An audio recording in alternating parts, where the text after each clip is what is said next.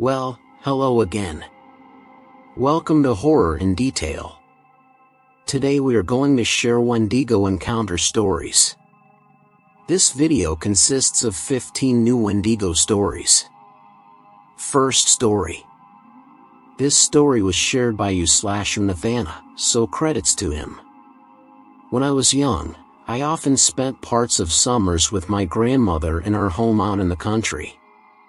It was my favorite place in the world, and I always looked forward to the week-long stays of gardening, baking, late-night fires with mores and ghost stories, and enjoying having my grandmother all to myself.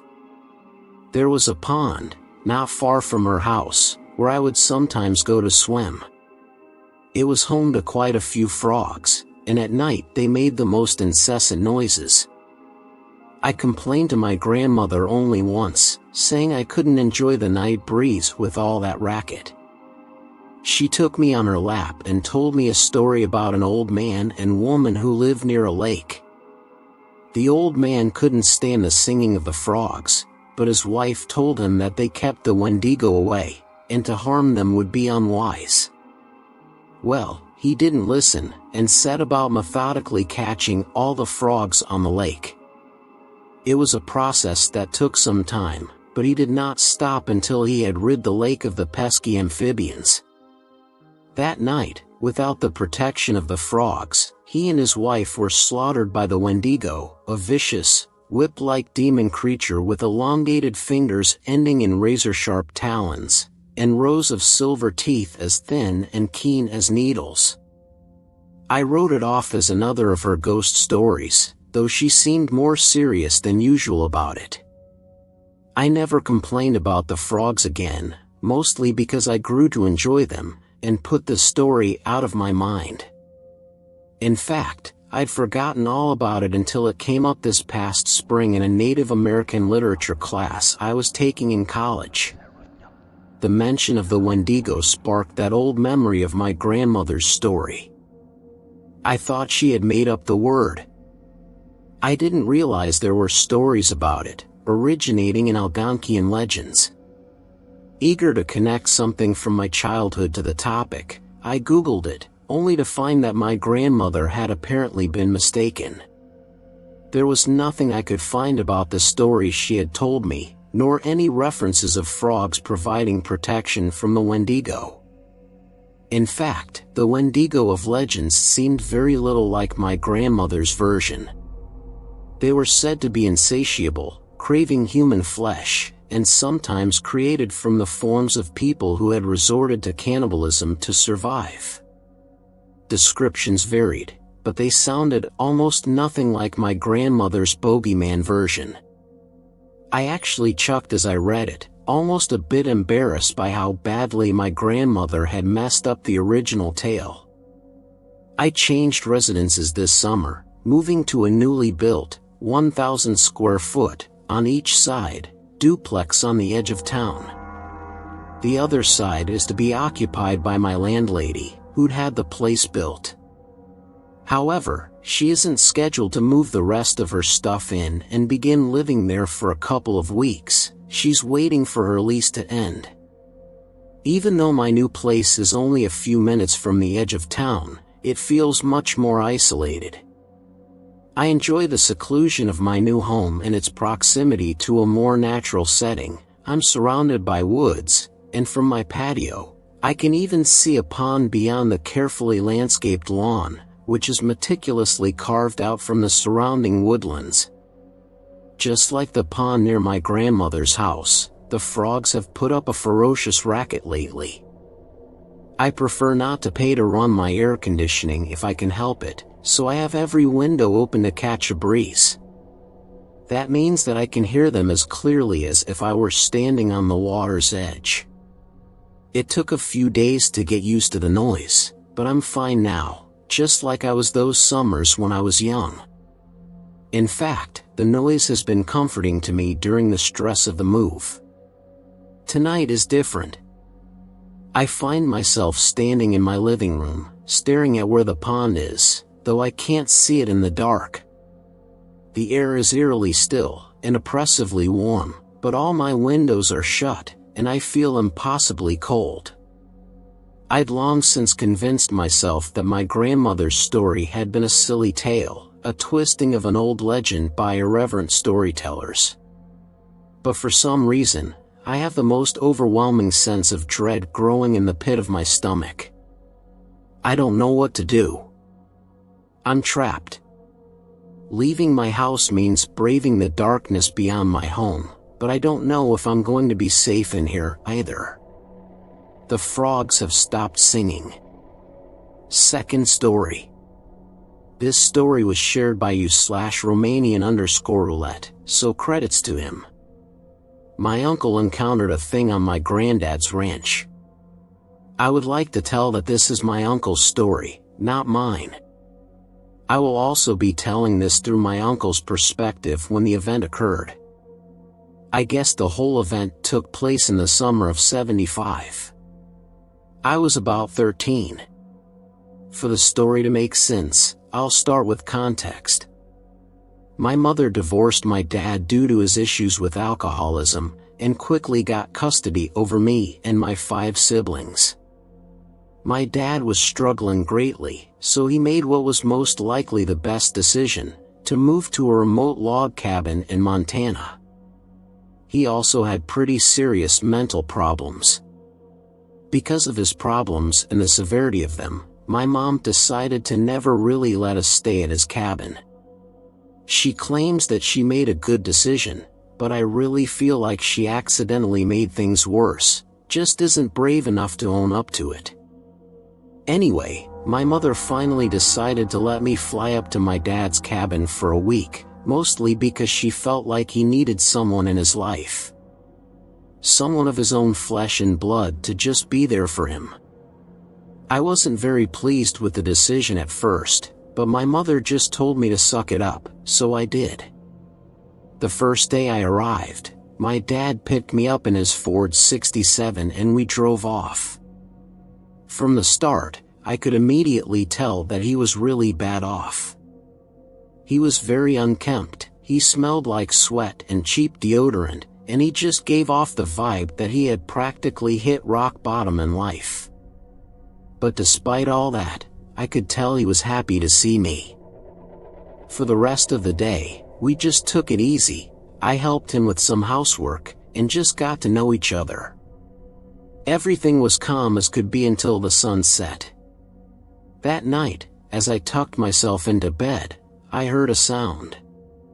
It sounded like something scratching against the window, and I also remember a faint, deep, guttural sound. It honestly scared the shit out of me. But I was never a brave kid, so I just pretended it wasn't there and fell asleep after a while. The next morning, I decided to tell my dad about what I heard, to which he replied it was probably just some coyote or puma. I was pretty sure it wasn't a puma or coyote, but I went with it anyway. The next night, I heard the exact same thing I heard the night before, just louder. I tried to convince myself that it was just an animal, but deep down, I knew there was no way that the noise was from an animal, regardless of what it was. I begged my dad to let me sleep somewhere else, but he didn't seem to take me seriously. I guess he just thought I was joking or something. With my nerves practically screaming in fear, I tried to suck it up and sleep that night. But of course, it was back, and louder than ever. That's when I made the bold decision to look outside the window and hopefully, see that my concerns were over nothing. What I saw instead stuck with me permanently. I saw some humanoid creature on hands and knees, scratching at my window. Its body was thin and very lanky, and resembled a human with white skin aside from its head. Its head was the bloody skull of a buck. We even made eye socket contact. I screamed and shut my eyes. I only opened them once I heard my dad running in from his room. When I opened my eyes, the creature was gone. Thankfully, my dad started to believe me from this point on. It's been about 40 years since the incident, and I still remember all of it like a nightmare you can never forget. My dad passed away 7 years later, apparently from a breaking and entering gone wrong. I don't think I want to know what they meant by gone wrong.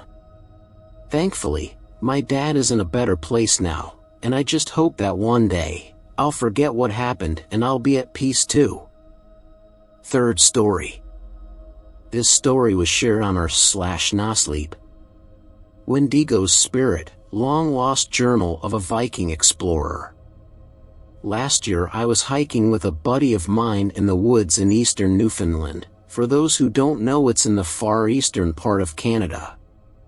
We are both originally from the Vancouver and have been avid hikers and campers for many years, traveling to all parts of Canada and currently working on our visas to America actually. While we were on a 2-day hiking trip camping where we saw fit, we stumbled off path as we thought we saw a cave farther off into the distance. After about 3 to 4 minutes of walking off the dirt path into the woods, we approached it, and indeed it was a cave. Knowing that caves are super neat but also very dangerous for many reasons, we just looked around for a bit before deciding if we should check inside if it's clear or not, as it would make a good spot to have camp for the night.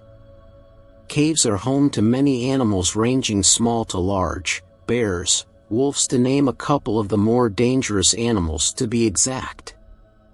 We eventually grabbed our flashlights from our backpacks and entered the cave entrance cautiously.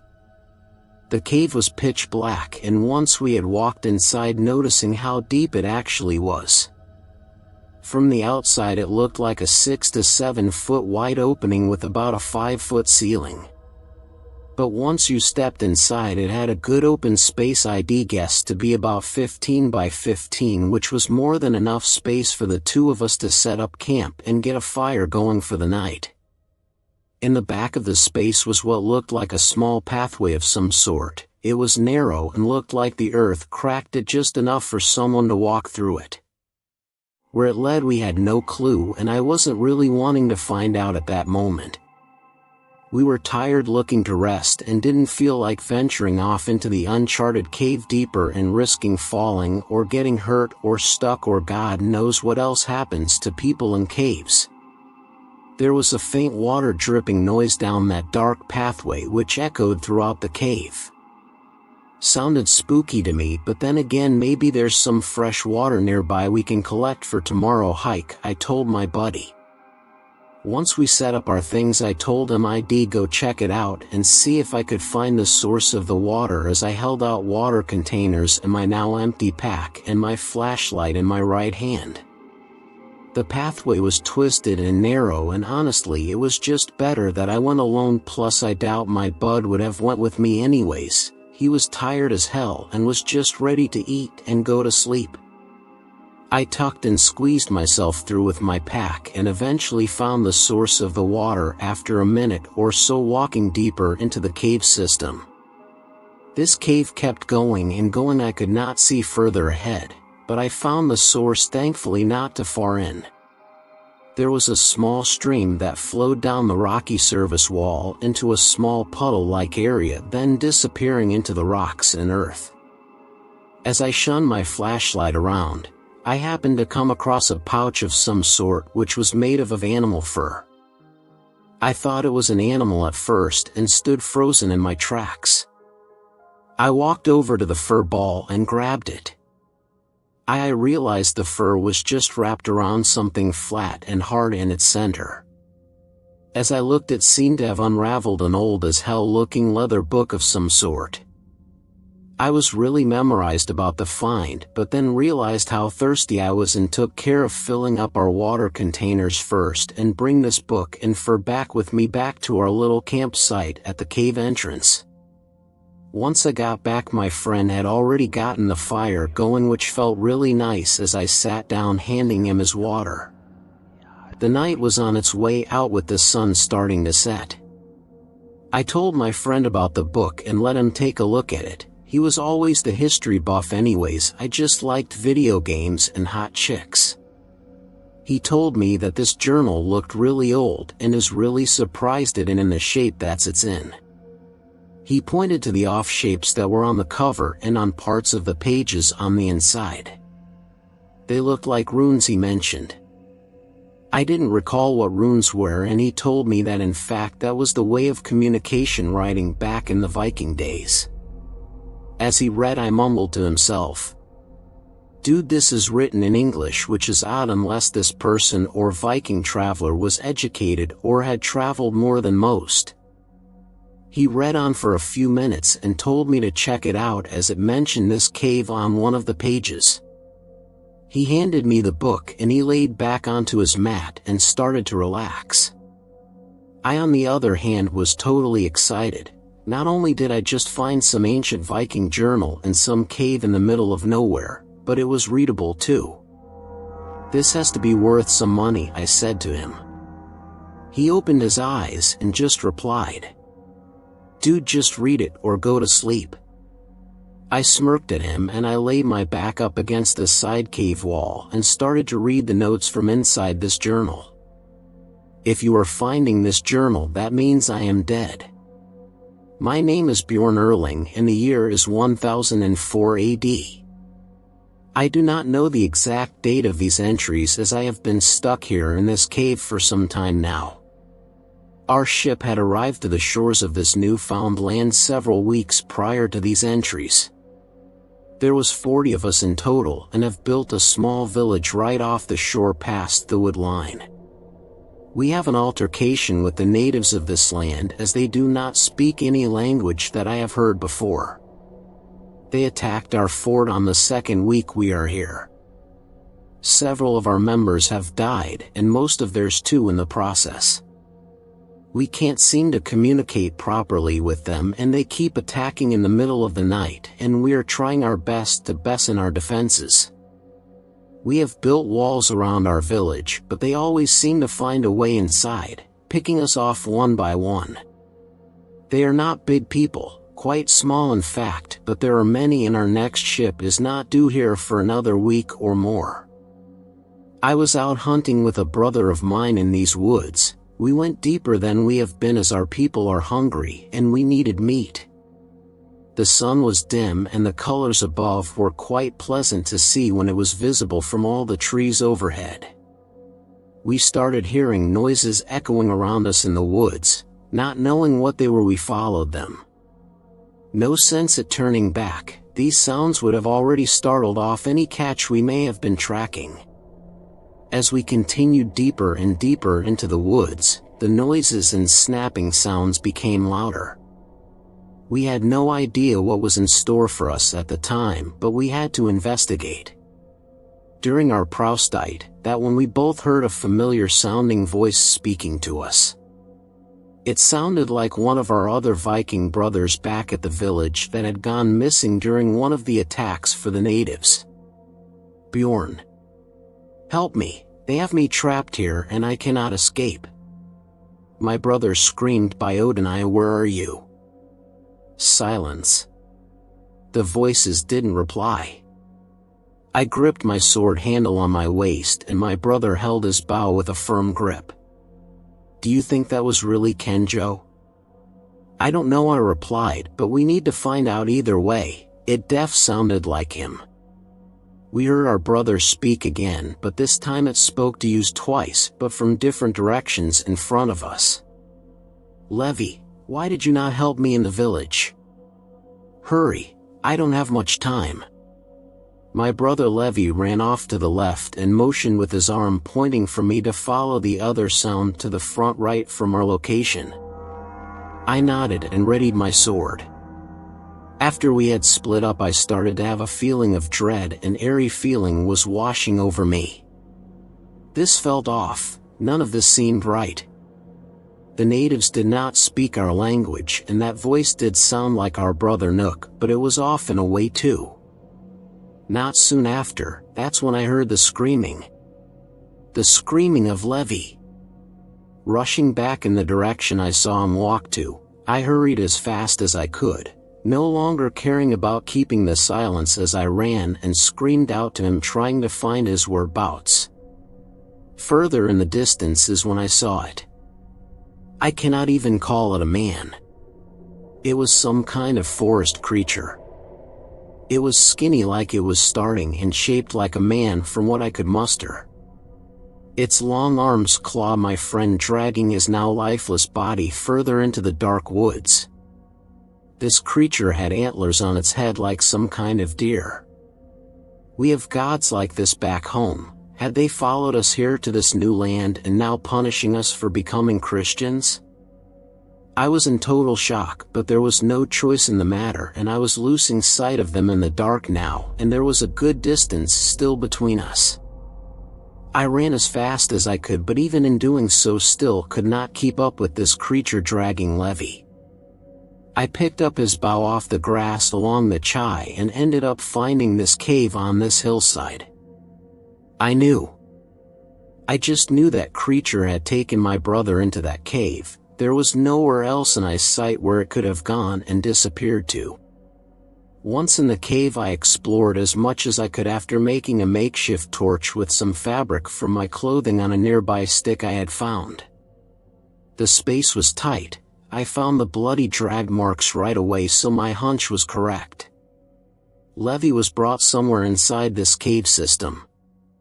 I had gotten lost a couple of times within this cave. It is more than meets the eye, but always seem to find my way back to the water source as the constant dripping which echoes the labyrinth halls leads me back to here. I cannot leave him. I cannot leave my brother. I must avenge him and place his bow in his hand so that the Valkyries may take his soul to heaven or Valhalla to meet his family in paradise forevermore.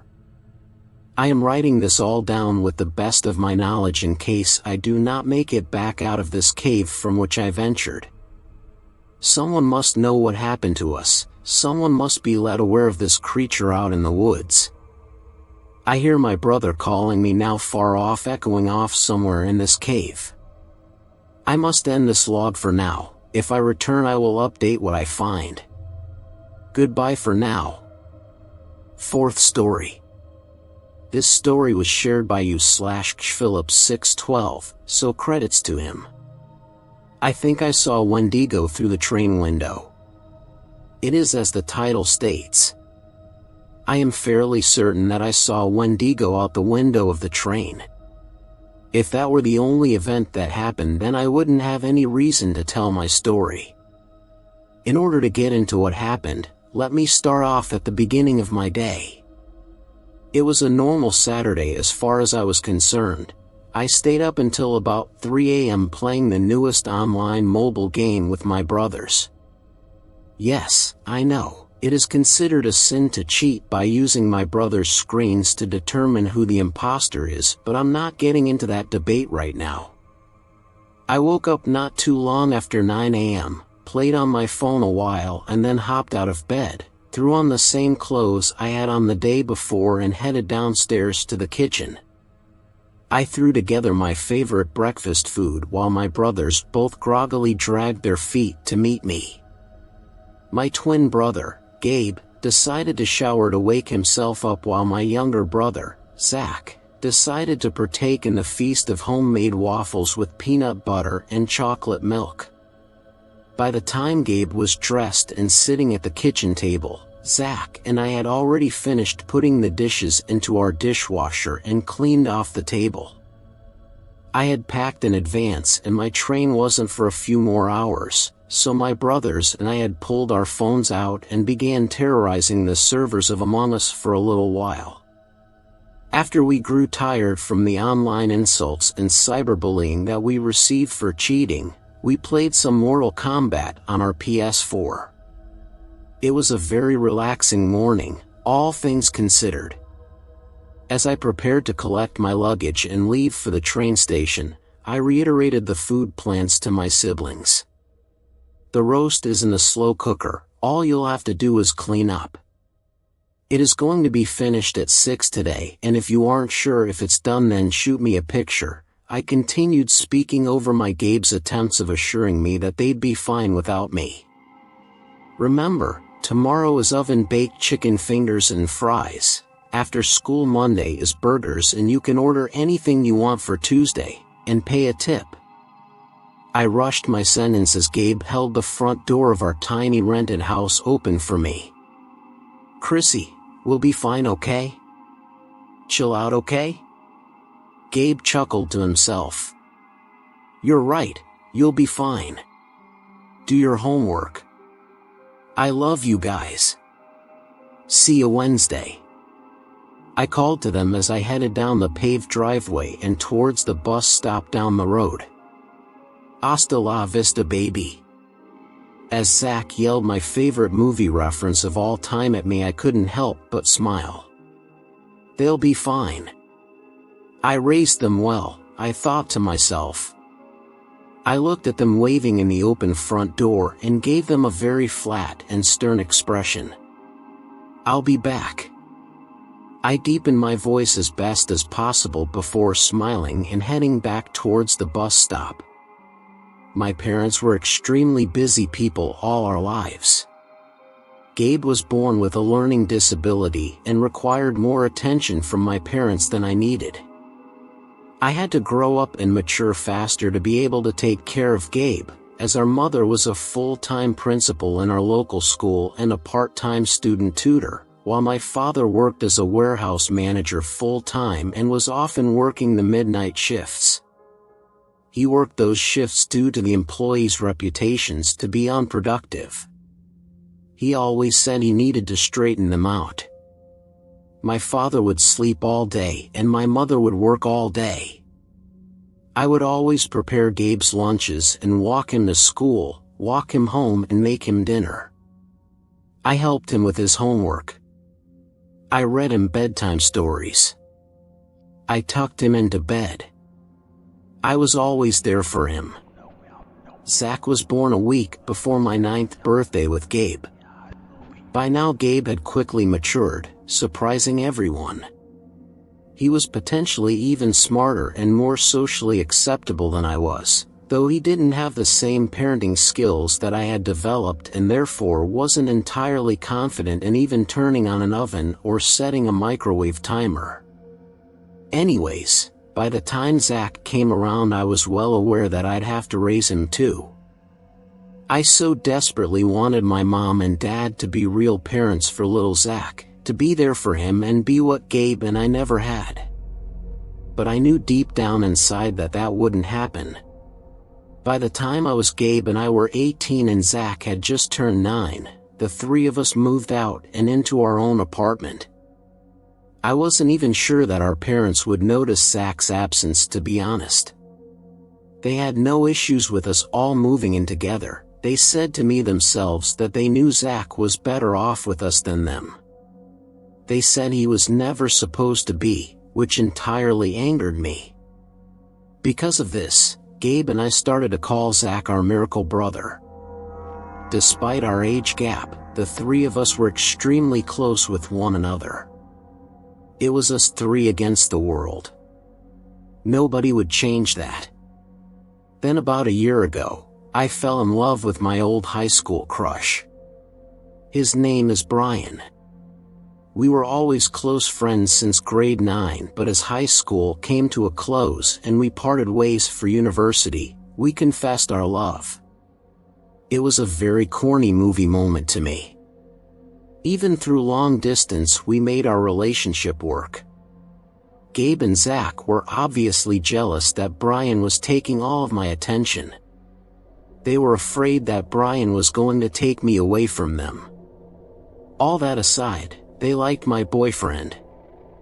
They were all friendly and had good laughs together.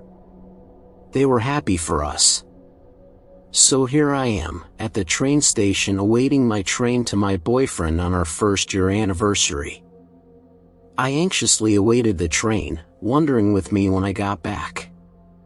Maybe they were mad already. Or maybe they aren't upset at all. I talked myself into thinking that I was doing the right thing, even though my stomach was turning violently. I was feeling very nauseous. It had nothing to do with anything I ate. I had a horrible feeling. Something inside me was telling me that something bad was going to happen. I didn't listen to it at the time. I thought it was all just the nerves of traveling. I was just too excited to see Brian. The train was quite long. It went from my small little town of southern Ontario to the northern and frigid climate that is stereotypically portrayed as all of Canada. Overall, the trip to Brian's apartments was close to 12 hours. However, that includes the train ride along with the bus and the drive that Brian has to take from his apartment to where I arrive on the train and back to his apartment. I had boarded the train and been seated when one of the train staff members asked to scan my ticket. I quickly apologized for not being prepared and dug through my luggage to find my ticket. After ensuring that I was settled and asking if I had wanted any food or drink for the ride, the staff member had moved along down the aisle. I looked around the car, noticing only 3 other passengers before pulling out my laptop from my bag and popping my headphones into my ears. I sent a text to my parents informing them of my absence from my hometown for the next few days and threw on some YouTube. Gaming channels were always a favorite, but recently Gabe had gotten me hooked onto a game theory channel. I could sit there for hours watching the different conspiracy theories about video game lore, and for the first half of my trip, that's exactly what I did. The early winter sunset filled the skies with orange and pink highlights as I had decided to put my laptop away and watch the window with my music playlist on. I had always enjoyed listening to music on long trips, especially across the country. I tried to imagine cheesy movie scenes taking place in the open fields with slow songs playing and faceless couples slow dancing. Within about an hour after I first peered out my window, the snow had begun. At first it was a light flurry, hardly visible as the train sped along the tracks. Eventually it was blizzarding. Simply looking outside gave me chills, as I never enjoyed being in the snow. Snow is pretty, but from afar, I'd always say. I shivered underneath my thick leather jacket as the train came to a slow stop in a remote northern town. This was not my stop, as the train station itself was visibly the largest building in the entire town. Anyone could stand on one end of the town and see the other side down the road, even in the blizzard-like conditions that were present. As the train waited, I kept my eyes focused outside my window. No passengers had left the car and no additional passengers had boarded. I found this to be very strange, as the train needed to always stay on schedule. Little time was available for simply stopping. There must have been something wrong with one of the employees or the conductor, or possibly even the train itself. Attention passengers, we apologize for the delay. We will continue on our trip in 5 minutes. Once again, we apologize for the delay. We thank you for choosing to ride with us and enjoy your evening. The overhead speakers broke through my thoughts and pulled me back into reality. I simply looked around the car for a moment and then texted Brian to let him know of the 5-minute delay. When I looked back outside my window again was when I saw it. The tall figure was hunched over and with its back towards me. I could see the back of its white skull and its antlers broken and distorted. It was extremely frail, its limbs impossibly long and spindly. The creature was in the tree line across the town. Hardly any specific details were noticeably through the extreme snow, however I recognized right away the creature. Doubt had settled in almost as fast as the creature seemed to appear. Has it always been there? Was my mind playing tricks on me? It became more and more obvious the longer I gawked at it. How had I not noticed it until now? What the hell? I whispered under my breath. At the moment I was so quiet that I wasn't even sure I had said it out loud. Just as soon as I questioned, the creature whirled its head at a near 180-degree angle to face me. The black pits for eyes stared deep into my soul. This creature had heard me, and now this creature had seen me. I was sure of it. Its mouth unhinged and an animal's corpse fell out, blood spilling everywhere. Whatever this creature had been consuming was too mangled to determine what it really was. The train jolted to life and crawled across the tracks, gradually gaining speed. I was startled from the sudden movement and jumped nearly out of my seat. The creature only stared as I sped off. I scrambled to get my laptop out of my bag and reconnect it to the train's Wi-Fi. I spent the last 2.5 hours of my trip researching the creature. This is where I had learned of its name, Wendigo. This creature had been a part of native folklore for many generations. I nearly couldn't hold my dinner in when I read about the stories of cannibals becoming Wendigos hundreds of years ago. After reading other people's close encounters online, I was more and more convinced that what I saw was real. I was ready to move on and forget about my encounter with the Wendigo by the time I stepped off the train. I practically fell into Brian's arms and broke down, a mixture of fear and emotions of sadness and loneliness overtaking me all at once. I was grateful to be there with him, in his arms when I needed him most. I told him about my encounter with the cryptid on the drive back to his apartment. "I believe that you definitely saw something," he began, his doubt unintentionally present in his voice. "I just don't believe that a creature like that exists is all. Like, how come the only solid proof of its existence are tall tales and folklore?" "I don't know, Brian." I quietly looked to my feet. He reached one of his hands off the wheel and held mine firmly and reassuringly. I don't know what it is, I guess. It feels real to me." "Well, that's good enough for me," he said calmly. "That's enough reason for me to keep you safe." His classic cute grin formed on his face, revealing only a few of his nearly perfect white teeth. "Oh? You need a reason to keep me safe?" I jokingly said, as if he had said something offensive. "Well, no. He stumbled over his words. Who? I made it comically clear that I was not believing him. Brian had managed to make me forget all about my terrible experience hours ago. We were laughing and joking around as he pulled into his parking space in his apartment complex. The building itself hadn't been very tall, only about 10 stories. The building itself was nearly completely surrounded by dark Canadian woods. His town wasn't very large, only about 8,000 residents.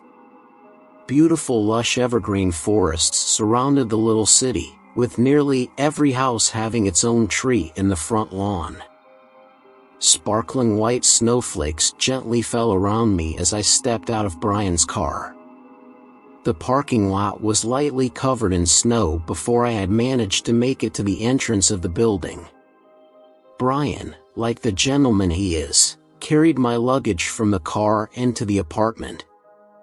He was talking about one of the regular customers at his fast food part-time job when I cut him off. "Listen," I said in a hushed whisper. The hairs on my arms stood on end. Goosebumps formed all over my body. Someone was watching us, I could feel it.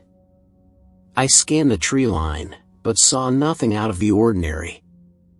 "I don't hear anything, Chris." "Exactly. It's so quiet. There weren't any noises around. Not a single sound. Only the eerie dead silence." "Is it always this quiet? In the middle of the night?" "Yeah, it is." Brian wasn't making me feel any better. "What's wrong, Chrissy? You still spooked? Let's just go inside. I don't like it out here." I clung onto his arm and rushed towards the front doors. Once inside and in the elevator, I told him what I read online. I explained that the absence of any natural noises or wild animals typically means there's a predator around. With his apartment complex close to some dark woods, I wasn't very calm. I also told him how I felt that we were being watched from something in the woods. "Babe, your nerves are probably just shot." He held me close to him, trying to calm me down. "I promise you're safe here." "It's gone." "I promise." He drifted off. That night I dreamed that the creature had followed us. I saw from its point of view as it followed our car towards Brian's apartment. I saw as it watched us get out from the car and head inside. And I saw as it crawled into bed behind me, holding me in place. "Don't move," it hissed, its hot breath on my ear. I woke up in a cold sweat. Brian was sound asleep beside me, looking peaceful as ever. I went to the kitchen and got myself a glass of water. I put on my warm fuzzy housecoat over top of my pajamas and stood outside on the balcony. Some fresh air would do me good, I thought to myself. It was 3:20 in the morning, and there I was on the balcony of the 7th floor, contemplating a cigarette. I wanted to quit ever since I had taken ownership of my brothers, but on that balcony I felt as though I had so desperately needed one. Feeling ashamed of myself for even considering one, I threw the only cigarette I had off the balcony. I needed to get a hold of myself before I returned home. I couldn't let Zach see me like this. Gabe would scold me if you were here, I thought. Wiping tears off my face, I looked around the tree line. I was just starting to regain my composure when I noticed something out of place. In the tree line was the deer skull. The horrid creature's body was undoubtedly attached to it. It just stared at me. I whirled around and nearly dove inside Brian's apartment. I slammed the balcony glass door shut and locked it. As I headed to make sure the front door was locked, Brian intercepted me, forcing a scream out of me. "What's the matter? Christina?" Brian held me by my arms. I wouldn't stop wailing. All that I could get out was "It's following me" in between the sobs. He held me in a close hug until I was calm enough to explain my nightmare and about the creature I saw mere moments ago. "Stay here," he said as he headed towards the balcony and took a look outside. I watched as he unlocked the door and stepped onto the balcony. A chill went down my spine, but not because of the wintry night air flowing into the apartment. Brian just stood there, staring at one spot. After a long pause, he slowly backed into the apartment, not taking his eyes off the creature outside. I knew he saw it. I knew he believed me. I could see it in his face. His eyes wide with fear, his mouth only slightly ajar. Without looking at me, he said, "The parking lot is in the back of the complex. Get your things. We can't stay here." "Are you crazy? That thing is outside. It's following me." I nearly yelled, panic setting in. I felt as though I was going to vomit. "That thing. It told me." Brian was in terror. "I don't know how, but it told me that it was going to come inside." I gasped, tears streaming down my face. "We have to go," he urged. I grabbed his hand and he grabbed his keys, and we rushed out the front door. We ran to the elevator and rapidly hit the down button. I decided that taking the stairs was faster and bolted through the door towards the stairs, Brian following right behind me. Reaching the stairwell, I looked to the bottom before descending the stairs. About halfway down the first flight, I heard heavy tapping coming from the bottom. I leaned over the banister and saw the undead deer creature making its way up the stairs. Brian nearly bumped into me as I spun around and sprinted up the stairs crying and screaming. He followed my lead without question as I headed towards the elevator, doors just beginning to open. We both cramped ourselves into the elevator and Brian rapidly pushed the ground floor button.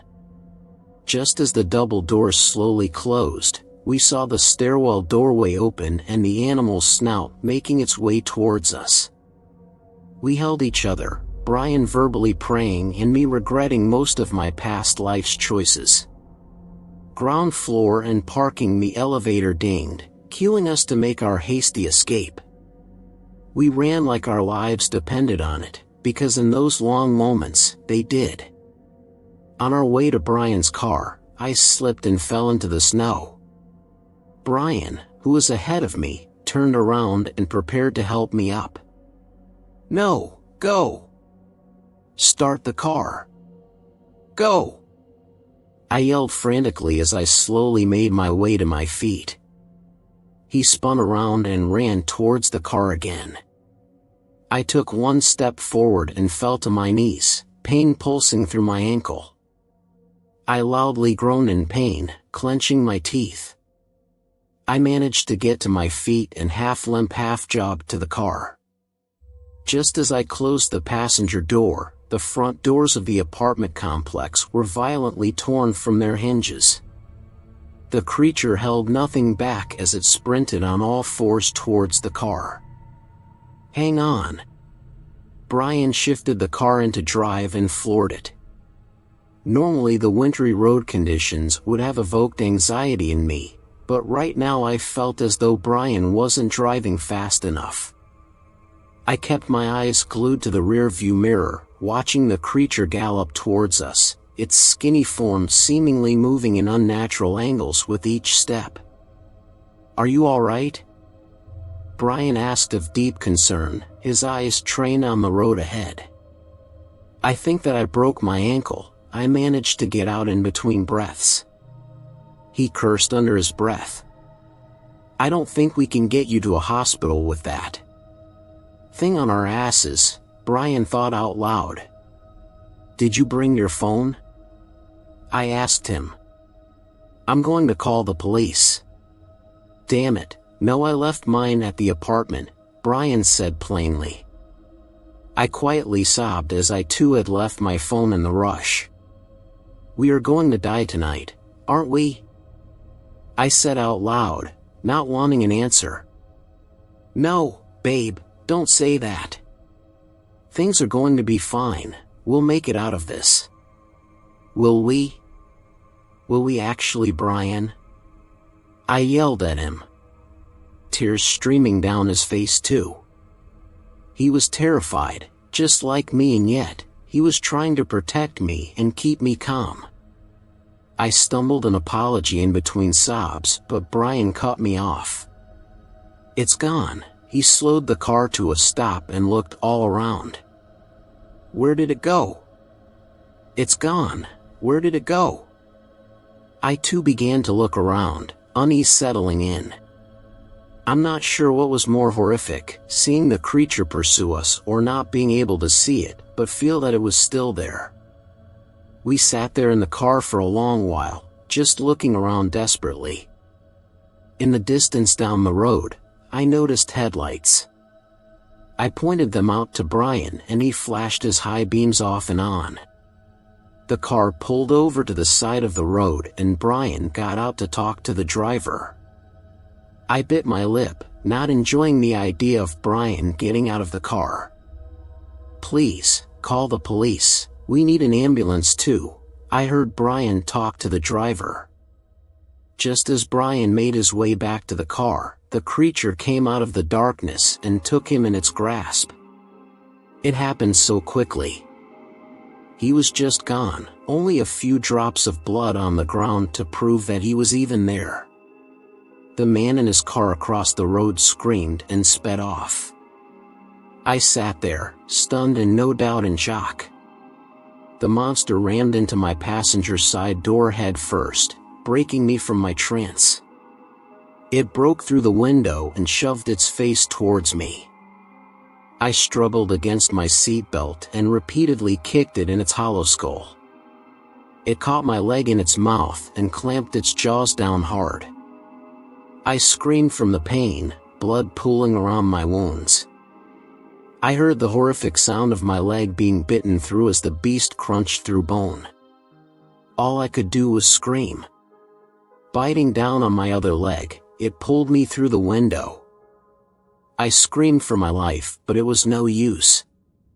With ease it had flung me face first into a nearby tree, and everything went black instantly. My entire body seared with pain as blurry images of men and women in police uniforms and rescue uniforms loaded me onto a bed and into an ambulance. I was drifting in and out of consciousness. When I had finally come to full consciousness, I was in a hospital bed and hooked up to countless pieces of machinery. I had a feeding tube and an oxygen tube in me. My arm had N4 in it, heartbeat monitors attached to my chest. The nurse reading my file gasped when she saw me awake and rushed out of the room. The PA system announced several doctors to where I assumed I was located. Within minutes the doctors were unhooking the feeding tube and oxygen tube, as I had no longer needed them. "We expected you to be in a coma for at least another month," one of the doctors explained to me after the tubes were removed. "Another month?" I asked before clearing my throat. It still felt as though I had those plastic tubes shoved down my throat. "You were out for 6 weeks. You were in a very brutal car accident. While waiting for the emergency vehicles to arrive, you were attacked by an animal. It was a very horrible scene." I blankly stared at him. "Don't you remember Christine?" He cocked his head to the side and gave me a quizzical look. It's Christina," I corrected him. "And no, I don't," I lied. I laid there for hours remembering the horrible nightmare that happened to me nearly 2 months ago. My whole body ached and pulsed with pain.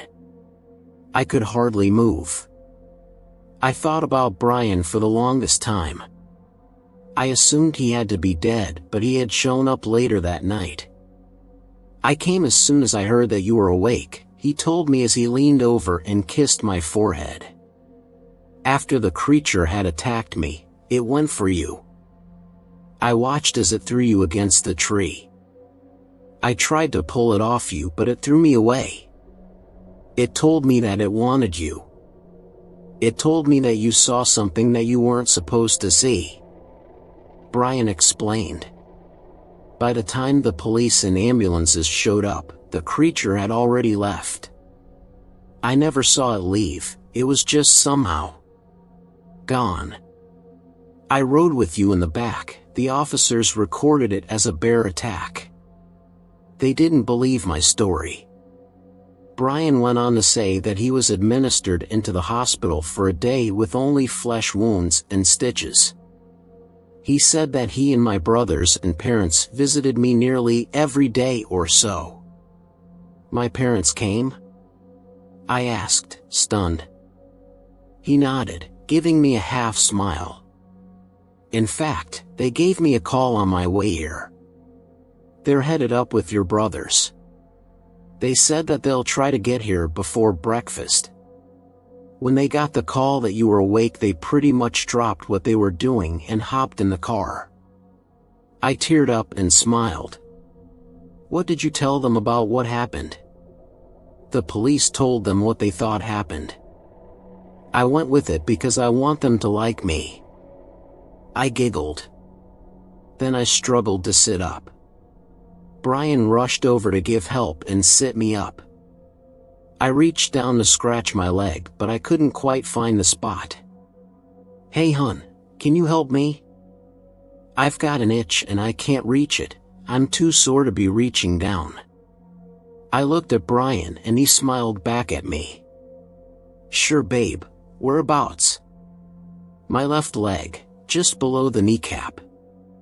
Brian went pale suddenly. "What's wrong?" I removed the blankets as a wave of adrenaline washed over me. both of my legs were gone from just above the knees. I was still coping with my new handicap when my younger brothers, accompanied by my parents, rushed into the room and nearly knocked the wind out of me in a big hug each. "Guys, I'm okay. I'm alright." I laughed a little out loud from pure happiness. "They said you might not wake up," Zach sobbed as he held me close. They were talking to Mom and Dad about having to pull the plug on you," Gabe said grimly. "Ah, guys. Doctors aren't always right. Look. I'm fine." Then I looked to my parents, both of them clearly holding back tears. "We love you so much, Christina. Don't you ever go thinking otherwise." My mom's voice on the verge of breaking. "Come back and live with us, okay? You'll be needing someone to look after you." My father chimed in. "I'll have Gabe dash," I started. "We've moved back in with Mom and Dad," Gabe said, giving me a warm smile. I looked over to Brian, who gave me a "you should listen to them" look with a smile to top it off. "I'll come back home." When they let me out of here, I couldn't finish. I cried of happiness.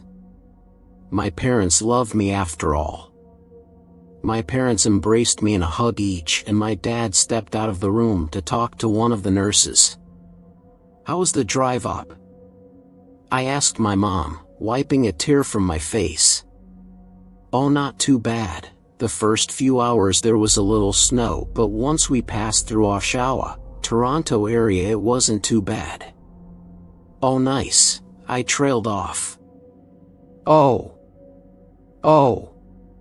Chrissy." Zach grew excited. "I saw something really cool on the drive up." "Oh, that's right. Go on, tell your sister," my mom encouraged. "It was a bear-looking creature, but it was wearing this animal skull. I think it was a deer's skull. And the bear looked real skinny and tall. Isn't that something?" My mom looked at me. I just looked to Brian. I knew I was probably as pale as he was in that moment. "I didn't see anything," Gabe stated matter-of-factly. I ignored him. "Yeah, it was freaky. Gabe missed it." "I saw it too. I don't think your father saw it." My mother's voice grew distant as I stared at Brian. "Are you okay?" "You don't look so good," someone asked me, but I wasn't sure who. "Maybe you all should go home early. I'll bring Chrissy back down when she's out of the hospital," Brian said. "You all have lives to get back to." "Oh, Brian. That's so sweet of you, but we'll pass. We've got a hotel room nearby, and we took the boys off school," my mom said in her fake cheery voice. "Mom," I stated in the most serious tone I could muster up. "Listen to me very carefully. You have seen something that you weren't meant to see. That thing. It's on its way right now." I teared up. "It's coming to find you. And little Zachy." Fifth story. This story was shared by you/Colin7 He Kid, so credits to him. I think I may have seen a Wendigo. So this is very confusing, but bear with me. I was in my house with tea and a book. I have a large window seat on the second floor, and I was chilling right there. I have a small 2-story cabin in the woods. A long driveway, about a half-mile, leads down to the main road, not a highway, mind you. I enjoy taking hikes, hunting, fishing, and just enjoying nature in general. I was looking out into the forest to see if I could find any cool birds, when I heard a noise. A rustle in the bushes brought my attention toward my neighbor's cattle pen. My neighbor's house can only be accessed by the same long road, and they have a farm with 3 cattle, 2 cows and a bull, 12 chickens, and 2 pigs. A large barn sits in the middle of all the pens. The bush rustled again. Thinking it was a bear, I was worried it would take one of the pigs and drag them into the woods. This has happened once already, sadly. I grabbed my old hunting rifle.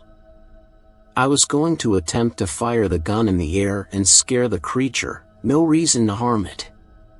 But what I saw made me think twice. I walked out onto my large back porch, fired in the air. The loud noise pierced my eardrums and chased me to flinch. The second the rifle fired, a dull reddish blur appeared, sprinting into the neighbor's pig pen. It got on all fours and grabbed the poor animal with its mouth, then sprinted back into the forest, with the swine clutched between its jaws. Holy shit! I yell, after seeing this. The 6th story. This story was shared by /JL Goodwin 1990, so credits to him. Be careful where you run off the road. That is one hell of a rainstorm. I looked up from the magazine I'd been reading to stare out the floor-to-ceiling windows lining the front wall of the service station. The sound of the downpour had been our soundtrack for the last 5 or 6 hours on shift, but it had turned extremely ferocious in the last hour or so. I could see the rain slashing across the pavement, driven by the wind. It lashed against the glass, making it extremely difficult to see out of. Let's just hope it doesn't cause another power outage, I thought, before answering. You're not kidding, Ralph, I said, feigning interest. We had plenty of driving rainstorms here in the Pacific Northwest, so much so that by now, after almost a decade and a half of living here, it had just become a regular occurrence to me. Ralph saw right through my charade, stepping to the other side of the counter and shooting me a look. You don't understand, Mick, and it may be because you haven't lived here that long, or you're just too young. I haven't seen a rainstorm like this since at least 1954. He used his hand to slick back his salt and pepper hair. Ralph was the owner of the gas station and repair shop I'd taken a cashier's job at, and had been the owner ever since his father had passed and left it to him when he was just 18 years old. Even though he was pushing 90, long past the age many people retired at, he seemed to be just like the damn Energizer Bunny and kept going. I'd never admit it, but I secretly hoped I could be like that when I was his age. He leaned over the counter, fumbling for a second before pulling out a battered and very well-worn portable radio. After a moment of setting up the antenna and fumbling with the dials, the constant blare of static was changed to the faint sound of a man speaking. And if you're just tuning in, ladies and gentlemen, we have an update on the storm currently swirling over central and southern Oregon. According to meteorologists, this winter has been one of the rainiest we've had in decades, which, on the one hand, is good for the forests after the fires which swept through the area a few years ago. On the other, it is causing multiple areas to become laden with power outages and automobile accidents. We're officially advising that, unless it is absolutely necessary, to please stay inside and avoid traveling until the worst of the storm has passed. In other news, the Seattle Mariners dash. Ralph turned the radio off, looking at me. You got anywhere to be tonight, Mick? He asked. I shook my head. Ever since Rudhine, my girlfriend, had decided to take a break in our relationship, I hadn't really had much to do over the winter, especially with my friends off in different states for college. He nodded, leaning to place the radio back under the counter. Then I'm going to suggest we stay open for a few more hours than usual, until the worst of this passes. I don't want you getting into an accident out there. I'll make sure to give you a little overtime pay for it. Of course, I nodded gratefully, with inflation being the way it was. making everything from rent to car payments more expensive. I would take extra pay any day of the week. I'm perfectly okay with that, I declared, causing the old man to chuckle. Good, he said. Now go back to the fridges and get us each a Coke. It's on the house. Allowing myself a small smile, I slid off the stool and left the cashier's island, heading to the refrigerators lining the back wall. I opened the glass door of one and pulled out 2 glass bottles of Mexican Coke. Ralph had gotten me hooked on the variation of the soda which used pure cane sugar instead of corn syrup, saying it was the closest to how it had used to taste in his youth. As I stepped back into the island and closed the partition behind me, I spared a look outside. What the? There was a figure running up the 2-lane road towards the station. What the hell is someone doing running outside in this crap? I dropped the 2 bottles on the counter, then tapped my knuckles on it to get Ralph's attention. Hey Ralph, get a load of this, I called, pointing out the windows. He started as his gaze followed my finger to the figure. What the? He mumbled, then spoke louder. What the hell is someone doing out in this mess on foot? Took the thoughts right out of my head, I thought. Before I had a chance to answer, the figure jogged under the awning for the gas pumps and across to the front door. He practically tore the door open, causing a howl of wind and large amount of rain to invade the store and spread across the tiled floor. The figure stepped inside, letting the door close behind them and the wind to dull back to a soft howl, bending almost in half and breathing heavily. I could see now it was a man, one who was soaked through to the bone. I could also tell he was extremely wealthy. The waterlogged black suit he had on looked like something you'd see in a Beverly Hills tailor shop, something you'd have to shell out over $4,000 or $5,000 for. His shoes looked like genuine crocodile leather or something, and what looked like a diamond stickpin was stuck into his tie. Finally, he stood up and looked at us. He looked utterly exhausted, but behind it was something that set me on edge. His eyes were full of panic. Ralph stepped forward. Can I help you in any way, sir? He asked, trying to seem pleasant and not perturbed.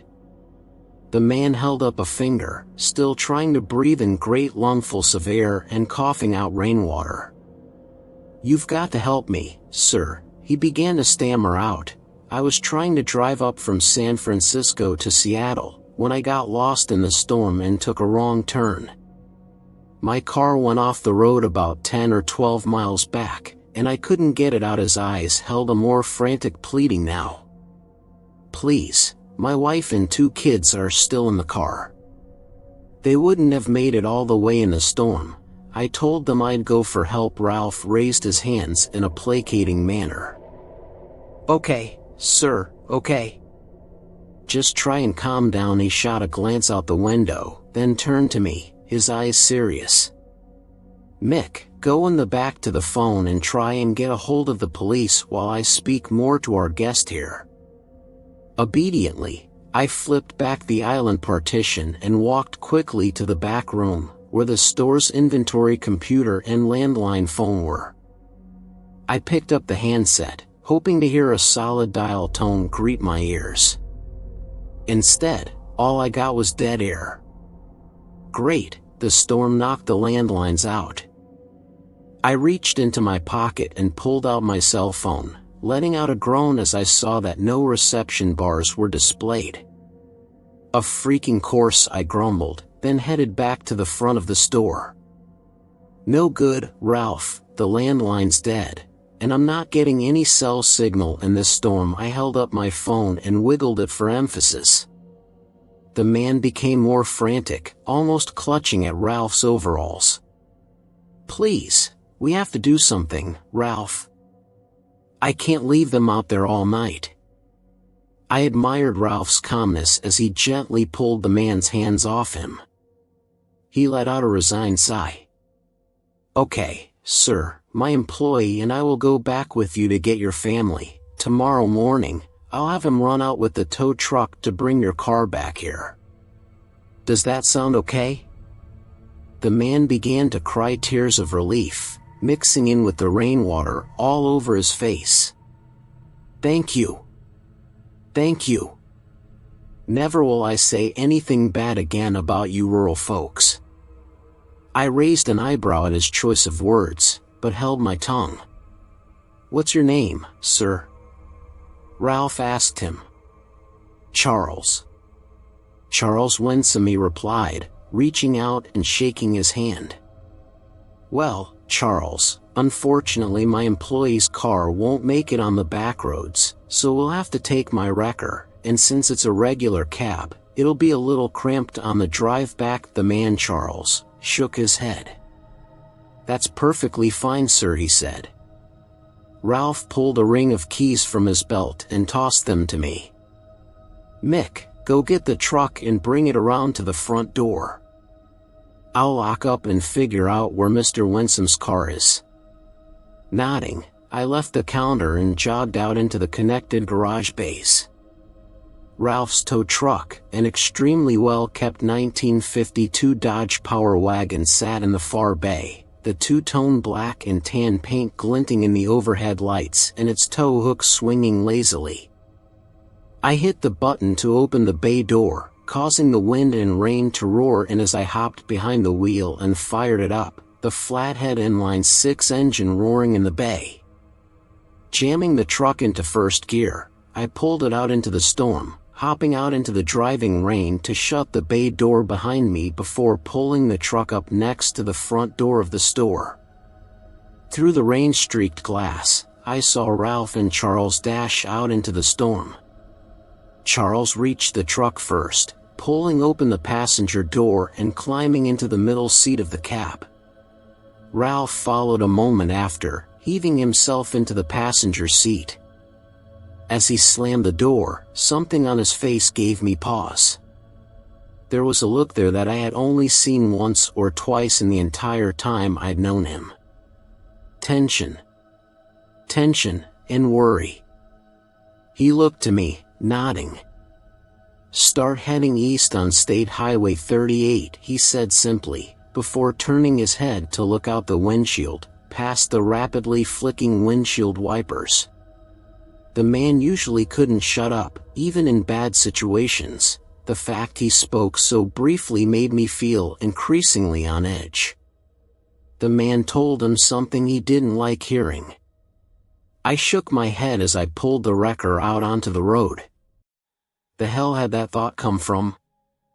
I pushed the thought away, focusing on keeping the truck in its proper lane as I squinted out past the rain, which the old, vacuum-powered wipers did a poor job keeping off the glass.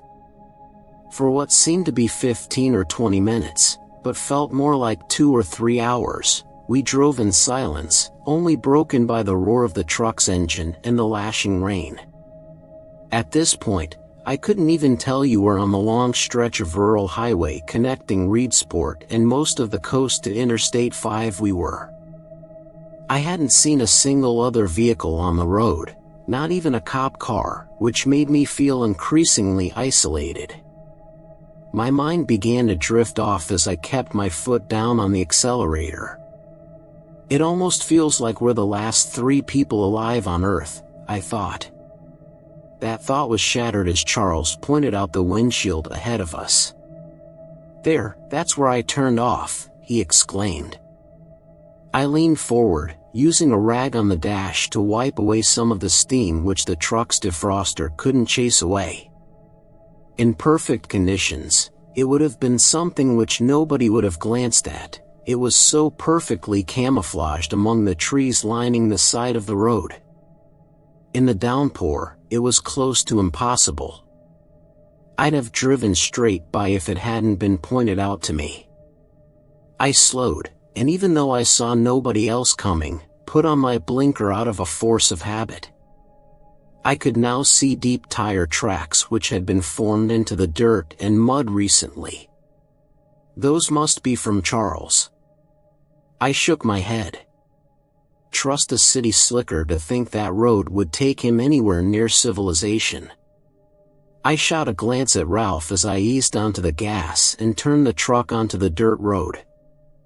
I could barely see him in the dim glow of the truck's gauge lights, but I could tell his jaw was set tightly, his eyes flicking from one side of the tree line to the other.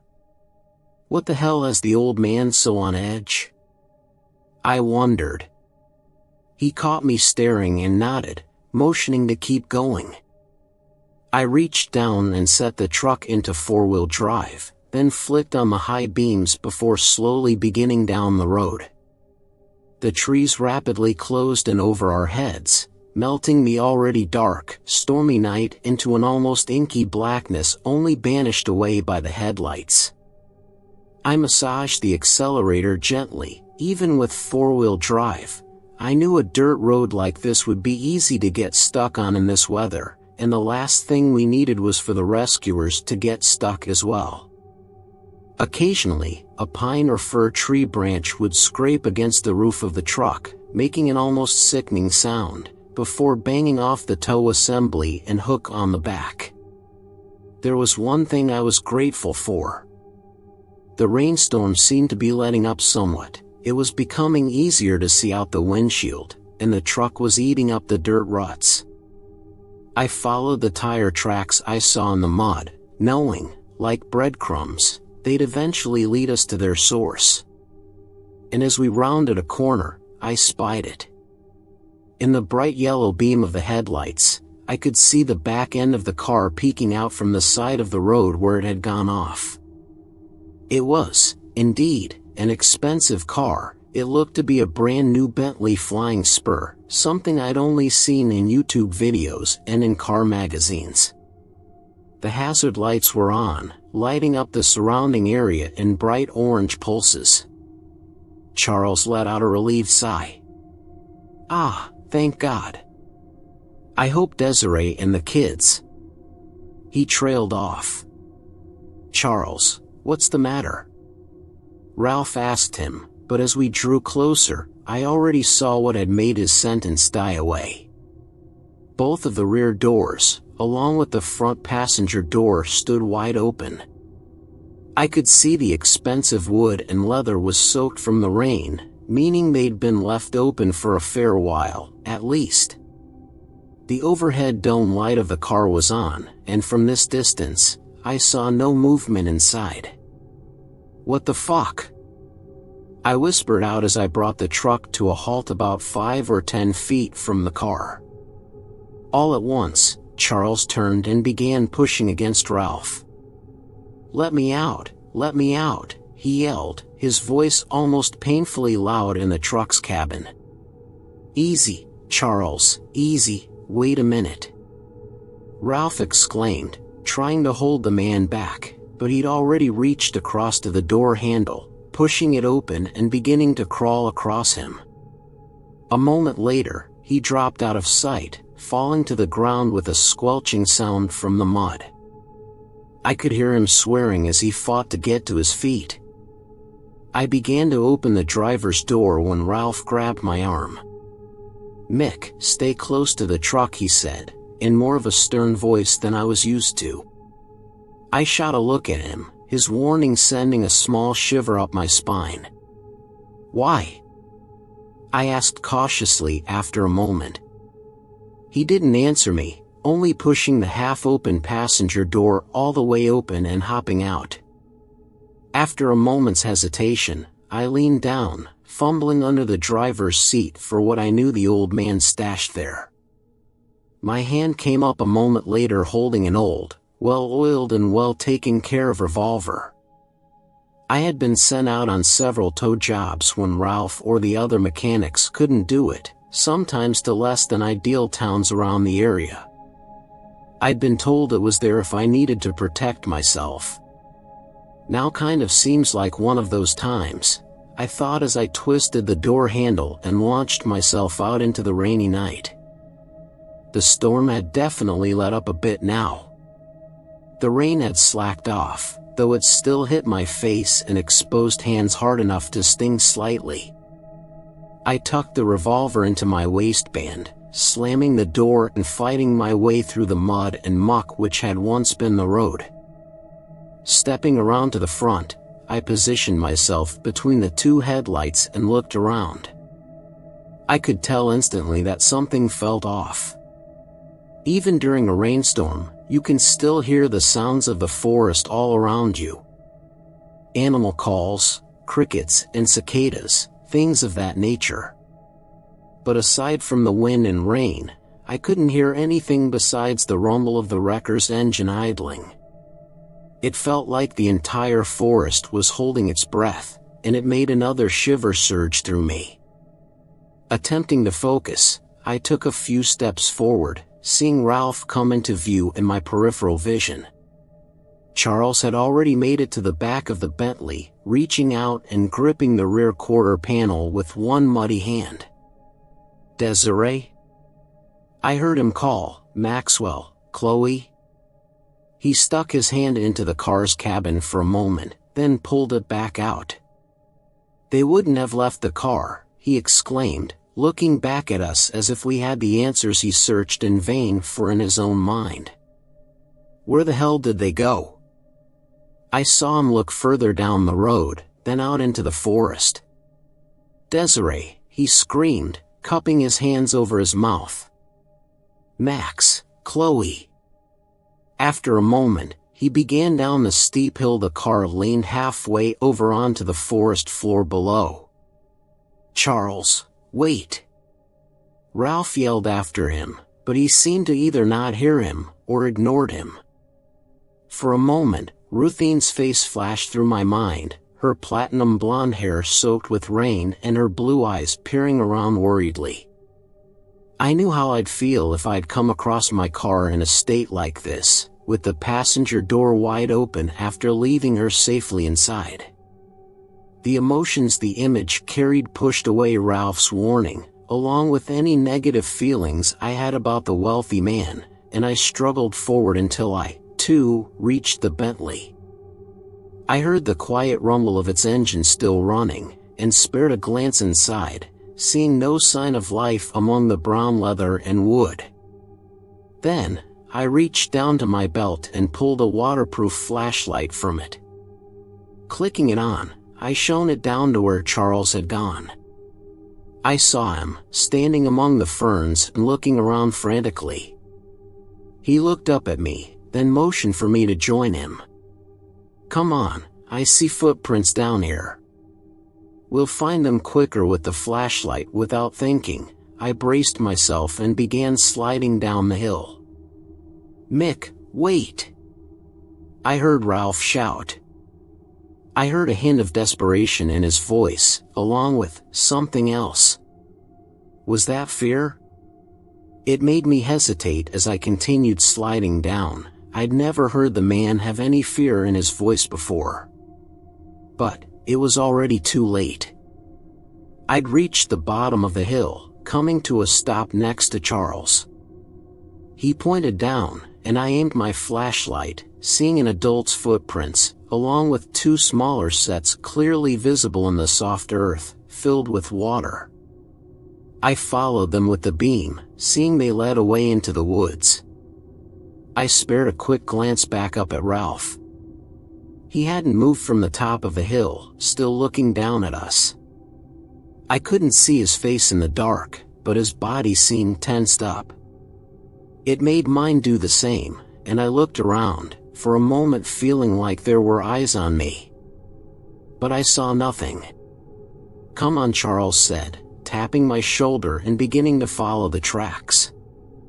I let out a deep breath, then pulled the revolver from my waistband. Gripping it tightly in my wet hand, I followed, slowly. We only made it about 50 feet into the forest when he stopped. "Wah!"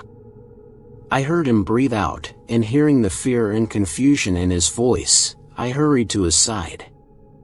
When I reached him, I again aimed my flashlight beam down, and felt a similar sense of confusion wash over me like a wave.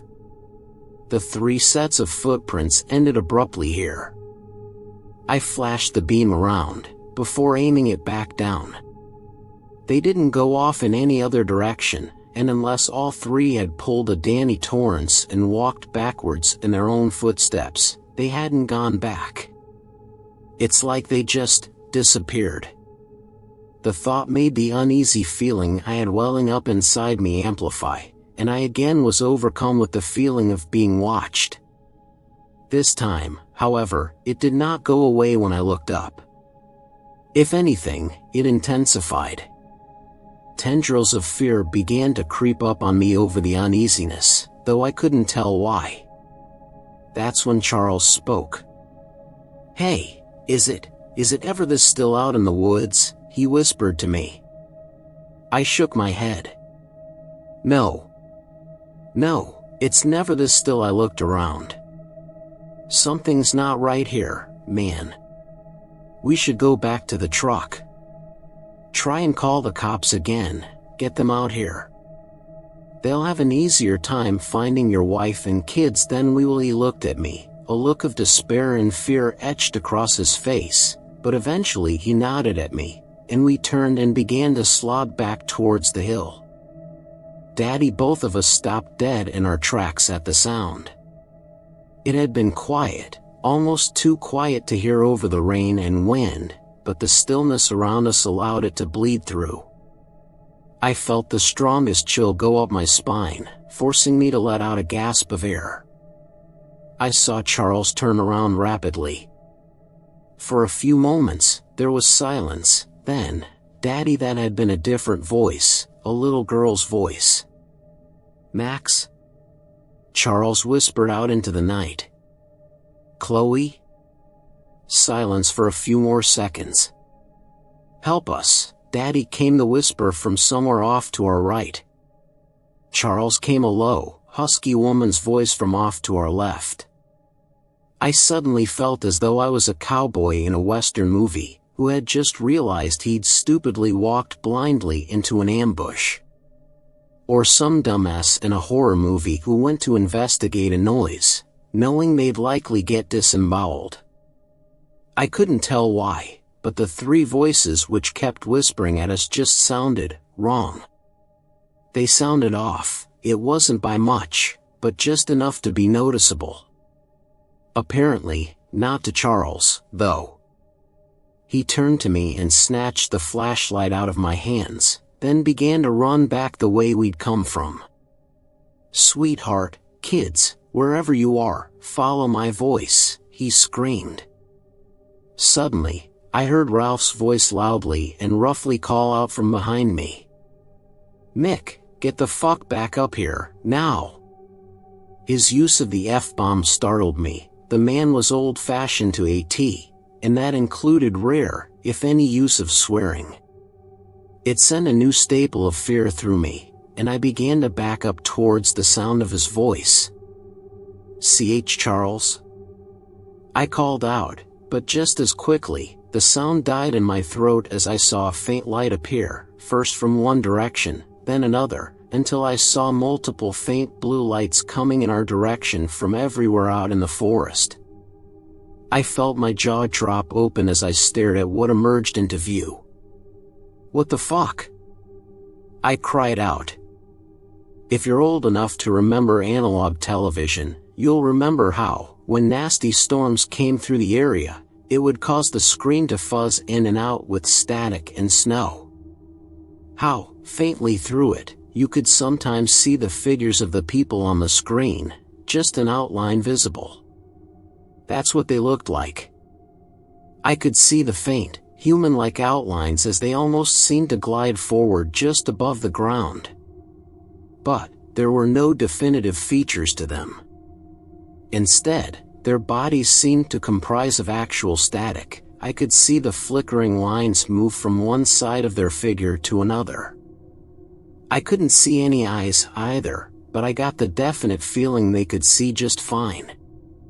In my mind, I'd pictured Wendigos or something appearing from the tree to leap at us when the feeling of fear had washed over me. But the feeling these things gave off was infinitely worse. I have never felt such dread and fear in my life as I watched them approach us. that was when I began to hear the whispering. It was soft, like a lover calling to their partner from the bedroom, but it held such sinisterness to it that I almost felt as though I'd piss myself. I heard first a single whisper, then another, until it became almost a deluge of overlapping whispers. I couldn't tell what they were saying, and I honestly am thankful for that. I already wake up in a cold sweat almost every night just from the inaudible whispers in my dreams already. And then a distinct whisper cut through them. "Daddy," it was a little boy's voice, and instantly, I knew it had to belong to Charles's son, because of his reaction. He stumbled forward more, and I heard him begin to sob. "Max," he whimpered out. "Join us, Daddy," I heard the whisper of a little girl call. The woman's voice spoke again. "It's so beautiful, Charles. Join all of us, so we can be a family." Forever I saw the man fall to his knees as the flickering shapes began to encircle him. "Charles, run!" I yelled out, still backing away slowly. But he didn't. Instead, he dropped to his knees, now loudly sobbing. I yelled at him again.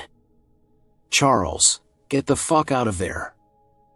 At the same time, I heard Ralph yelling for me to run, but I was too transfixed on the sight in front of me. By now, I could see there had to be 20 or 30 of the shapes gliding out of the forest. In the front, I could see what looked like an adult woman-sized figure, and 2 smaller ones behind it. Oh, my God. I opened my mouth to yell for Charles to run again. But it was already too late.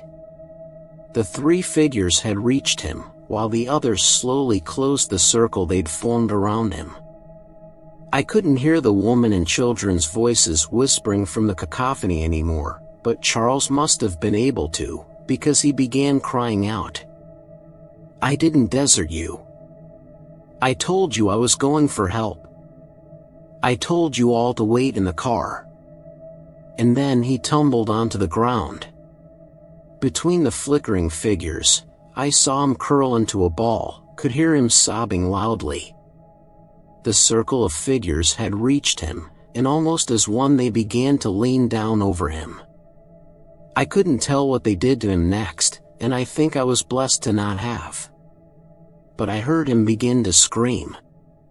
It was the most frightened, pained, agonizing scream I've ever heard a man, no, a human being, ever let out in my life. It was as if you were being simultaneously burned alive, tortured, and slashed all at the same time. It felt like it lasted forever, though in reality it had to be less than 10 seconds. Then, all of a sudden, the screaming stopped. The whispering stopped. The forest went entirely still again, a deadly silence this time. I had frozen still at the man's scream, and barely letting out any breaths, I slowly brought up my right foot and stepped backwards, trying to make as little noise as possible. Crack! I froze as my foot came down on a branch, the sound of it breaking shattering the stillness. Oh, no! I knew I'd just made a terrible mistake. The figures had still been crouched over where they'd done, whatever they'd done to Charles. But now, one stood back up, turning to look at me. It was close enough now that I could see something, which, to this day, I wish I hadn't been able to. From a distance, I'd thought they had no visible eyes. But now, I could tell it did. They stood out among the flickering blue static, because they were as black as coals. As black as I felt the deepest pits of hell must look like. And they held a twisted, predatory look in them, the way a tiger might gaze at its next meal. "Oh, fuck me," I whispered out as more of them stood back up and looked at me, raising the revolver to point at them. I doubted that it would do anything to them, but I was not going to go down without a fight. That's when I heard a whisper cut through the rain. "Mickey," I felt frozen to the spot, and I swallowed hard. Ruthine. I forced out between my lips. I knew she wasn't anywhere near here. She was up the coast at her friend's house in Florence. And yet, I know I heard her voice. The British accent had been unmistakable. "Mickey, help me," her voice called out again. For a split second, I swore I saw her face appear out of the blue static in one figure's face, and I felt myself begin to cry. No, how is that possible? "Mick, listen to me, turn and run, my boy, before they get to you." Ralph screamed, his voice snapping me out of the trance-like state I'd been in. Ruthine's face disappeared from the figure, and I saw them begin to move towards me. I felt in control of my feet again, and I turned, feeling as vulnerable as ever, having my back to the things, and began sprinting through the grass, moss and muck. It felt like a mile to the hill, but a few seconds later, I slammed into the wet grass and began to climb, my fingers digging into and tearing away the ground at times. The revolver began to impede my grasp, and I dropped it, hearing it fall away back down the hill. I was halfway up, when I heard Ralph call again. "Climb, Mick. Don't look back, just keep climbing." For whatever dumb reason, I still don't know why, hearing that made me do the complete opposite and look down, back towards the bottom of the hill. And I screamed. All of the figures had reached the bottom, and were beginning to climb rapidly after me. One thing I could tell now as they used their hands to dig into the soil, was that their hands ended in what looked like black claws. "Oh, fuck my life," I screamed inside my own head. And then I felt a hand seize the collar of my jacket. I screamed louder as I felt something drag me up the hill roughly, until I was lying on my back in the mud of the dirt road. Ralph's terrified face appeared over me, and he reached his hand out. After a moment's confusion, I shot my own out and took it, being dragged to my feet by the old man with more strength than I ever knew he had. "Get back to the truck," he yelled, then shoved me forward. I didn't hesitate this time. I turned and sprinted for the truck, hearing him following close after me. Grasping at the handle, I tore the driver's door open and hauled myself up into the cab, Ralph doing the same on the other side. We slammed the doors shut, and I reached down, grabbing the shifter in shaking hands and almost wrenching it into reverse. As I did, I glanced up and out the windshield. And screamed again. The Bentley was completely surrounded by the figures. There were even more now than there had been at the bottom of the hill. I don't know exactly how many, but I'd say at least 50 of them, if not more. They stood, their bodies shimmering as their cold black eyes watched us. Then they began to move forward. "Go," I heard Ralph weakly call out through ragged gasps due to running, and I slammed my foot down on the accelerator, the thick, chunky off-road tires digging into the dirt and mud, shooting the truck backwards. Slowly, the shimmering shapes began to fade away in the distance. Why they never followed, I'll never know. Maybe they knew they couldn't catch us. Or maybe they'd already had enough with their prize, Charles. All I know is I kept my foot down, until I was able to turn the truck around, and then tore down the dirt road until we came back to the main road. I'm fairly certain I never let up off the gas until the two of us made it back to the station, where we both spent the rest of the night. The next morning, when the phone lines came back on, Ralph telephoned the police. He told them Charles had come through the station, asking for help. But, instead of telling the truth about taking him back, he strangely lied, something he didn't ever do, and told them he'd ducked back out after he'd refused, and headed back the way he'd come. When I asked him why he'd done that, he refused to say anything. The only thing he would tell me was this: "I've lived in this area for almost a century, Mick. The forests out here hold some secrets that should never be known. And they contain creatures that humans should never come across." When I pressed him how he knew about whatever those things had been, all he would say is that he'd seen them once before, many years ago, while out hiking with someone. He wouldn't tell me who. But the photo I've seen on his desk, one of a much younger version of himself, standing with his arm around a smiling young woman I've never seen before, one wearing an identical wedding ring to the one I've always seen on his hand, gives me an idea. The cops found the Bentley the next day, the doors still open as they had been that night. They found the footsteps leading down the hill. They even found Ralph's revolver, the sheriff giving it back to him a week later with a strange, knowing look. But they never found a trace of Charles, or his wife and children. I honestly knew they wouldn't. It's been almost 4 months since that hellish night. I'm still working for Ralph, as the man saved my life that night. I could never repay him enough for it. Besides, now he's hired someone else to run the tow truck when he or the mechanics can't make it out there. For that, I'm grateful. I could never step into the cab again. I tried once, but the memories of that night caused me to begin shaking uncontrollably. But, aside from that, things have slowly begun to get back to normal. Well, as normal as you can when you know there are things like them in this world. I know I'll never know what they are. And I honestly don't want to. I just hope over time, the horrors of that night will slide from my conscious memory. I'm back with Rudhine now, having convinced her to get back together. I don't tell her I hear the whisper of her voice calling to me from that shimmering figure, almost every night in my dreams. I honestly can't help but think often about Charles, and his wife and kids.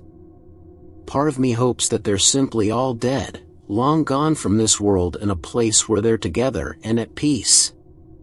Another part of me fears that out there, among the dozens of those things which search the forest for more victims, there are now 4 new shimmering, static-like figures which walk amongst them. 7th story. This story was shared by you/Bloodhunter62, so credits to him. Your friendly neighborhood Wendigo. Before I begin, I'm a 16-year-old male. About 3 years ago, I was in Virginia visiting family over summer. We were right outside the DC area and staying in a 2-story house near the freeway.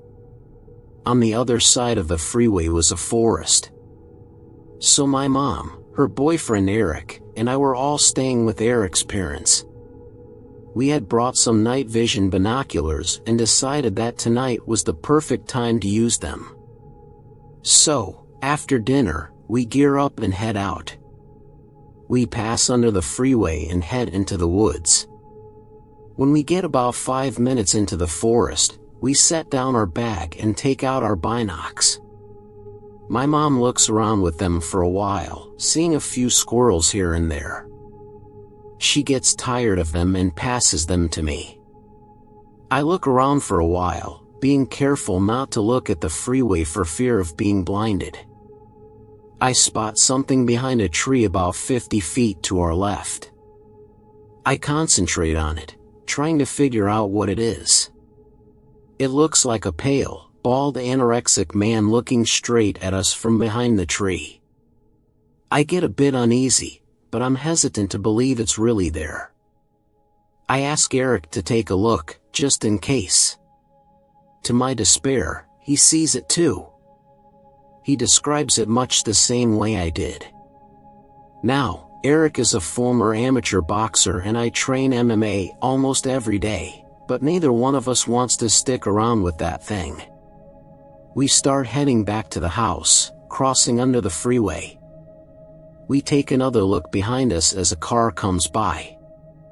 All three of us see glowing eyes lit up by the headlights on the other side of the freeway.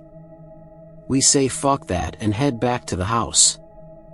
When we get back, Eric's parents are asleep and my mom and Eric go upstairs to the guest room. There's only one guest room, so I have the couch downstairs. I'm a little too excited after seeing the thing in the woods, so I end up staying up all night. Around 3 a.m., I'm watching TV and start hearing footsteps above me. I immediately remember our earlier encounter and panic a little. I try to calm down and tell myself it's just one of the dogs or maybe someone who couldn't sleep. I keep hearing the footsteps for a while, until I hear a doorknob jiggle. I find it weird that they're trying to open a locked door, but try to ignore it. They stop, walk around for a few more minutes, and then it's quiet again. I stay up until the sun starts coming up and then pass out. My mom wakes me up and I remember the footsteps from the night before. I describe what happened and ask if one of them got up at any time. She says no, and I think it must have been one of the dogs. That is, until she tells me the room above me is the office. No one was in the office and the door stays locked at night. My heart sinks as I piece it all together. I don't know if it was that thing for sure, but I think it was. I've done a lot of research since then, trying to figure out what that thing was that night. I found two creatures that seemed to match it. I think it was either a skinwalker or Wendigo. Whichever one it was, I'm just thankful that door was locked. I know I wouldn't be able to fight that thing no matter how tough I am. 8th story. This story was shared by /SilverInkBlotV2, so credits to him. Wendigo. Norma Jean drew a heart on the back of my hand in hoop snake blood. When that fades, she said, tapping the center of her work, you may forget about me. Norma Jean and I dated on and off through high school and then some. We grew up wandering the forest and exploring the caverns surrounding Ripple Creek, running from the hide-behinds and hodags when we stumbled too far into their territory. The backwoods of Minnesota were our playground, from the shores of Loon Lake to the edge of Crazy Dan's property, where the pine trees grew so tall you couldn't see the sky. The day Norma Jean disappeared, I saw a teakettle scuttling around the shed behind my place. It walked backwards, like they do, and bumped right into the pile of wood I spent all day chopping. Teakettlers don't ever stray so far from the woods, they're very shy. I had planned to see about trapping it the next day, show Norma Jean. Course, that didn't happen after all. I heard about Norma Jean the next morning, on my way to the general store for a new axe. The axe handle hounds got mine. Bunch of people everywhere, conversing in little groups, tittering like birds. They all stopped talking when they saw me, shuffled away when I drew near. I didn't say anything, something in their gaze made my voice feel as though it had rusted away. Finn was the one who pulled me aside. Said people hadn't seen hide nor hair of Norma Jean in 2 days. Birdie got worried after her car sat out on the road so long and called the cops. They went up to the Janies and that's when they found the blood on the floor. Crazy Dan was already mumbling about hide-behinds to anyone who would listen. Not me, Norma Jean and I have been getting away from hide-behinds for years. Everyone's talking, but no one's actually saying anything. Lot of whispering about the Wendigo among the superstitious, more ordinary whispers from the less superstitious. One of the elders is a full-blooded Cree. I overheard a couple ol' biddies asking for talismans. Lots of narrowed eyes my way. I don't know what to say, the cops already interviewed me. I dated Norma Jean, but so did Aaron, Spruce, Hunter, Alder, Flint. Norma Jean was a pretty gal, milk-white skin, sky-blue eyes, corkscrew blonde hair. Any guy'd be lucky to have her on his arm. No one in Ripple Creek has slept easy lately, not with this hanging over our heads. I've had to buy 2 more axes in the last 4 weeks. I keep leaving them outside. The axe handle hounds must love me. I hear them barking the nights I forget to put my axe away, excited to have a free meal. Norma Jean would have laughed at me if she were still here. The thought brings the metallic taste of sorrow to my tongue. I remembered it in a dream, when Norma Jean and I went to Loon Lake Cemetery. There's no road out there anymore. You have to hike through the woods and over swampland that's just as likely to suck you down as it is to let you pass. Norma Jean always had a thing for the supernatural. They say there are 3 witches buried in that graveyard. If you step over one of their graves, they will come for you. 2 of the headstones are near the grove, the 3rd is missing. You really think there's a witch buried here? The weathered tombstones are nearly unreadable in the weak beam of my flashlight. Maybe Norma Jean rests on her haunches, tracing a finger over a name more than a century gone. Her blonde corkscrew hair is silver under the moon. She turns to me with a crooked smile. Are you afraid? The place did give me the shivers, even in my dream. But I wasn't afraid. No. She smiles a little wider. There are too many teeth in her mouth. Are you sure? I woke up with a pounding heart and a lump in my throat. My mouth tasted like blood, and I can't seem to scrub the feeling away. Mostly I just try to forget the whole thing. Forget I ever dated Norma Jean. It's alright most of the time. I chop and sell wood, and another winter passes. Then I see the hoop snake blood heart on the back of my hand and it all rushes back. The blonde corkscrews. Norma Jean and me. The hide-behinds and hodags. Norma Jean and Flint. The late nights and long hikes. Norma Jean and Alder. The axe handle hounds, swallowing my axe whole. Nineth's story. This story was shared by you/Northcoast10, so credits to him. I think I encountered a Wendigo. My wife and I have been running the rat race for years, with a family, a house in the city, 2 dogs, a cat, the stereotypical American dream. But the city took its toll, the neighborhood got worse, the crime rose, and we found ourselves looking for a way out. Our opportunity came when I was offered a new job out of state. It was a great career move, but we didn't want to move to a new city just to have the same problems again. So we started looking around and found a great mountain community about an hour and a half from the job, and a great ranch-style house with a big back porch, windows everywhere, and a lot of property. The backyard has a big grassy area, and a creek that cuts the property in half, then acres of woods beyond. It's huge. The house is more than twice the size of our house in the city, it's all updated, and has no neighbors within a mile. It's a radical change from the life we lived in the city, but best of all, it was less than half of what we were paying for our old house.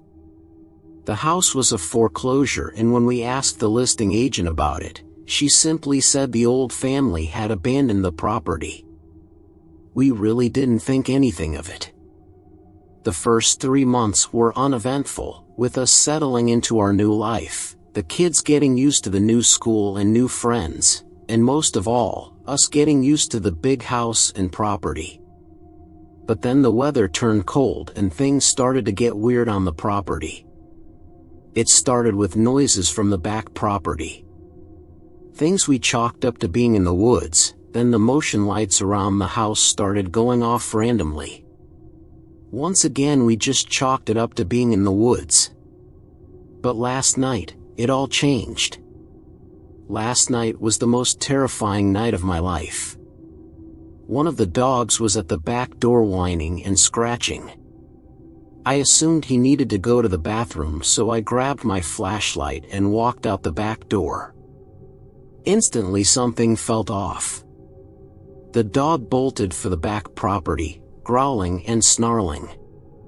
It was a cold night, about 30 degrees, but the dog plunged straight into the creek and out the other bank, running off into the woods in the back of the property. Flashlight bouncing, I ran after him, calling his name.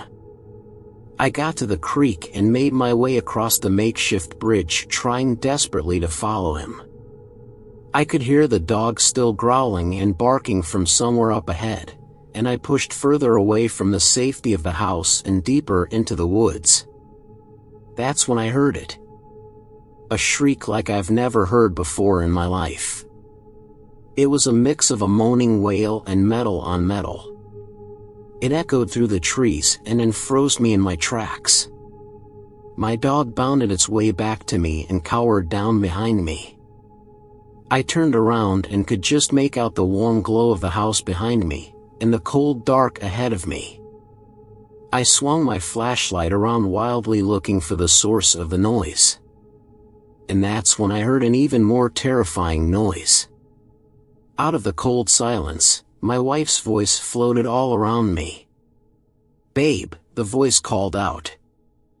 I whipped back around and could just barely make out the image of my wife, safely inside our house. The voice called out again. "Babe, I'm right here," came the voice from deeper into the woods. Then came another voice, just as clear as the other. It was my dad's voice. "Come out here," it called. I swung the flashlight around again and this time caught the briefest glint of light bouncing off of eyes. The creature was in my beam of light for barely a second, but it was tall, maybe 6 feet, and ashen white. It had long spindly fingers that grasped the trunk of a pine tree, and then it was gone. I turned back and ran towards the house. I ran headlong into the icy creek and stumbled. My dog ran past me, making it back to the yard and up to the porch. I dug my hands into the freezing, muddy bank and pulled myself out, not stopping to look back. When I reached the porch, I scrambled inside. My wife ran over to me, asking what had happened. I just shook my head. I'm not certain myself what happened. I had a growing sense of dread tonight as the sun began to fall. We kept the dogs inside, and I haven't dared to look out the back. But as I sit here typing, one by one, my motion lights in the backyard keep going on. 10th story. This story was shared by /Chillinangodzillan, so credits to him. Wendigo encounter. Hi, so this is my first post on Reddit. I just wanted to share this story and see if something like this has ever happened to anyone else. Just to start off with some backstory. My group of friends had started making a nasty habit of joking about the Wendigo. My friend Stacy and me didn't for a while just due to the fact we believed in the supernatural, but after a few months it grew on us, and not knowing that the Wendigo can actually be triggered by such things, we joined in. Biggest mistake ever. I had just moved into the country, and we enjoyed making trips into town to have a few drinks, which is about a 30-minute walk from my place to town. At night, the first 10 minutes after leaving the bridge that leads out of town is pitch darkness with no street lights. After that, street lights are very sparsely places, which can cause for a very creepy walk back without anything happening. So with that all in place, let's continue. Stacy and I begin our night, walking into town. Get some beers. And have some fun.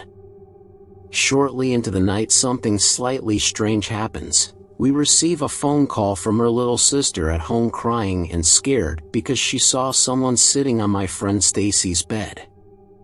She calms her sister down and asks her cousin to check her room for her sister at home. Everything is fine. No one's in the room. Also, ghosts and weird things happening at her house were very common, so a sighting like this was strangely regular. We continue our night. Into the night we meet a guy who seems pretty cool. He's riding a bike and tells us he's pretty drunk or something. We decide to hang with him for a bit, wanting to meet people in town. A ways into our hangout we are sitting on a park bench and the guy is laying on the ground in front of us. Suddenly my friend stands up and says it's time for us to go. I shrug and agree and we get going. After getting away from him, she tells me how the guy bit her ankle the day after she had teeth bruises on her ankle. Kind of flustered the guy would do that, we continue our walk out of town. Finally we pass the bridge, which is our last source of light for the next 10 minutes. We turn on our phone flashlights, and we turn on some music trying to ease the spooky feeling of being in pitch darkness in the middle of nowhere. Suddenly we hear a voice beside us. We both jump. It's the same guy on his bike. He asks us if he can follow us until we reach the fork in the road. We need to go left and he needs to go right. Still slightly creeped out, but almost at the street lights and the fork in the road, we agree. Regardless, he had to go that way and so did we. After a bit of walking we finally reach the fork in the road, and the first street light. We sigh with relief, hoping he would leave. But he turns down our way instead of going the way he needs to go. Now at this point we are thoroughly creeped out. We try to ignore it and keep walking, holding our breaths, wanting to reach the next street light, which is some ways away. Finally, after what felt like forever, we reach the next street light, which is also for some reason a small graveyard. I hate my area. Once we reach the street light, the guy stops dead in his tracks and doesn't move any further past it. As we turn around, the guy looks like he has suddenly passed out on his bike, his head down and shoulders slumped. I was about to say something to him, but my friend stopped me and said we really needed to leave him. I agreed, not wanting to be around him much longer either. After a few seconds I take a peek over my shoulder. He's gone, vanished. The worst part is, even if he had turned around and started pedaling as fast as he could, we still would have been able to see him some ways down the road. I panicked, but also slightly relieved he wasn't there anymore. We continue walking, trying to pretend we aren't creeped out. Walking quickly from street light to street light. Finally we reach my driveway. My driveway is a long road of darkness. We hadn't put any lights in yet to try and brighten it. We began to walk slowly, holding our breath, some weird feeling of dread coming over me the closer and closer we got to my house and the further into the drive. 11th story. This story was shared by /Darth Varda, so credits to him. A guy and his dog saved me from a witch and a Wendigo. Where do I even start? Benny. Benny's dead. And Goat. Shit, they're all dead. Except me. All because I had to piss. What the hell, man? We were out camping near Breck, thought we'd get one in before the snow settles over Colorado tomorrow. It was Goat's idea. He wanted to celebrate something. I can't even remember what it was at this point, and we all agreed that it would be fun, something to tell stories about later. I hate that we were halfway right. We hiked up with a bunch of gear and food and beer, and everything was great for the first few hours. But as soon as the sun went down and the darkness enveloped the mountains, things started to get. First, we thought that we were just too wasted, hearing things, and we all silently agreed to ignore it, pretending that everything was fine. But it finally got to the point where we just couldn't pretend anymore and decided that it would be better if we just left then and there. So, we began packing up. But I had to piss, and I said so before walking off into the darkness behind the trees, pretending not to hear the noises echoing up around the peaks, a mixture of laughter and screaming and a weird, piercingly high howling sound, like the wind knifing through the needles of the pines. That piss saved my life. I had just shaken off, when I heard him, sounded like Petey, saying, "Who the fuck are you?" And then a more insistent voice, maybe Jones or Goat. "Lady, are you deaf?" Then a concerned voice, Tim's. "I think she may be hurt." "Hey, are you okay?" Silence for a moment, and then someone shouted, and I couldn't identify the next voice I heard. "Hello, goodbye. Hello, goodbye. Goodbye." Confused, I peeked around the trunk of the tree, half expecting to see something fucked. And I did. There was an old woman standing near the edge of the firelight. She was wearing a yellowish rag, her hair hung lank and limp around her pallor face. Her face. It was disturbing. She was grinning from literally ear to ear, and her eyes were fully, deeply black. She looked like a fucking witch, an actual demonic being of the night. She laughed and then said, "Goodbye, goodbye, goodbye." Tim, Jones, and Petey were the first to go. They just burn up, in flames 7 feet high. Their screams were ungodly. I've never heard anything like them before, hope to never again. And the smell, fucking nauseating. I saw their skin bubble and slew off their bones in huge swaths of sinew and meat.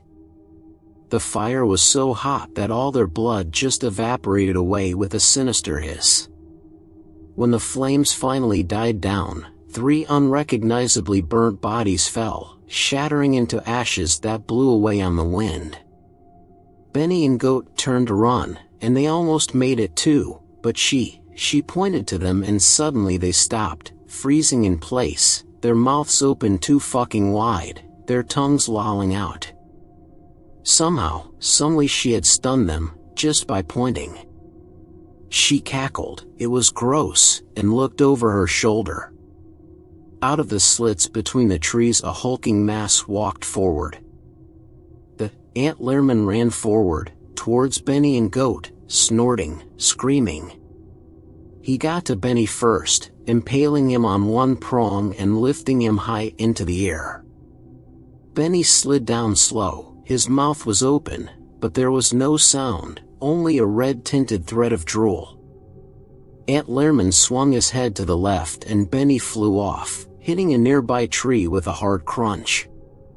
But he wasn't dead yet, and I saw him crawl forward, a stream of his guts trailing out behind him, steaming in the night air. Antlerman took 3 steps forward and stopped right next to Benny's head, lifted a hooved foot, and smashed it down and down and down, crushing his skull, stirring the brain matter up. And when Antlerman finally turned around, all that was left of Benny's face was a bloody pulp and one eye, perfect, unharmed, blue iris staring blankly up at the stars. Goat was next. He couldn't move, and I could see his eyes rolling around and around, wild with fear, trying to see if there was a way out. And then they stopped. Right on me. And I knew that he saw me hiding, watching. I moved back a bit behind the tree, peeking out, cringing as Antlerman took hold of Goat's arms, pulling and not stopping. I heard one resounding pop, then another, Goat's arms dislocating. But Antlerman kept pulling, and I couldn't tear my eyes away. I saw Goat's arms ripped right off his body, right fucking clean off, but he couldn't move, he just stood there, like some sick phallus, blood pulsing from both holes. Antlerman cocked his left arm back and sucker punched Goat right in the face, breaking his nose, sending him reeling backwards, and, before he even hit the ground, I could see that he was dead. Job done, Aunt Lerman turned back towards the witch and she shook her head, saying words that nearly made me shit my pants. There's one more, hiding, over there, watching. I think he's enjoying himself. Oh, what the hell, I shat myself. While I froze for a moment, unable to fight or flee. And then, there was this noise, mechanical, recognizable, and a guy wearing a goddamn ridiculous as shit gas mask bursts through the trees on a Ducati, headlights blaring, engine roaring. He came out of literally fucking nowhere. I blinked, ready to jump up, ready to run. But before I could, something soared over me, something big, four-legged, a dog. A huge goddamn dog. There was a booming noise and I realized that Gas Mask was firing a shotgun while the dog beside him barked. The blasts from the shots were amazingly bright and lit up the entire area with a severe fluorescent-like glow. Suddenly, the dog shot off, running low to the ground, straight towards Aunt Lerman, leaping up, latching onto his arm. Gas Mask reloaded, then swung the shotgun swiftly towards the witch and fired again, hitting her in the chest 4 times, making her stagger back, screeching. Next to her, the dog was ripping and tearing at Aunt Lerman, pushing him back towards the trees. Off the bike now, Gas Mask slung the shotgun over his back and grabbed a pistol from his belt, firing the whole clip, shouting, "Hocus pocus that, you bitch." And the witch fled. Aunt Lerman immediately followed. The dog charged off after them, baying loudly. I heard a loud, horrific bugle, like an elk dying, and something large crashed to the ground. Gas Mask whistled, high, low, in between, and, after a few seconds, the dog burst through the brush, panting, covered in blood and guts. It looked like it was grinning. It trotted up to the man and he leaned forward, patting it on the head once, twice, and I heard him mutter, "Good girl." I said, and Gas Mask looked up at me, like he forgot I was there. "Oh," he said, "yeah. Shit.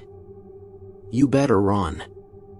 Behind me, I heard the witch's laughter boil up again, weaker, wavering. The dog growled, crouching low, hackles high. The man pulled some shells from his pocket, reloaded, and cocked his shotgun, then repeated, "Run.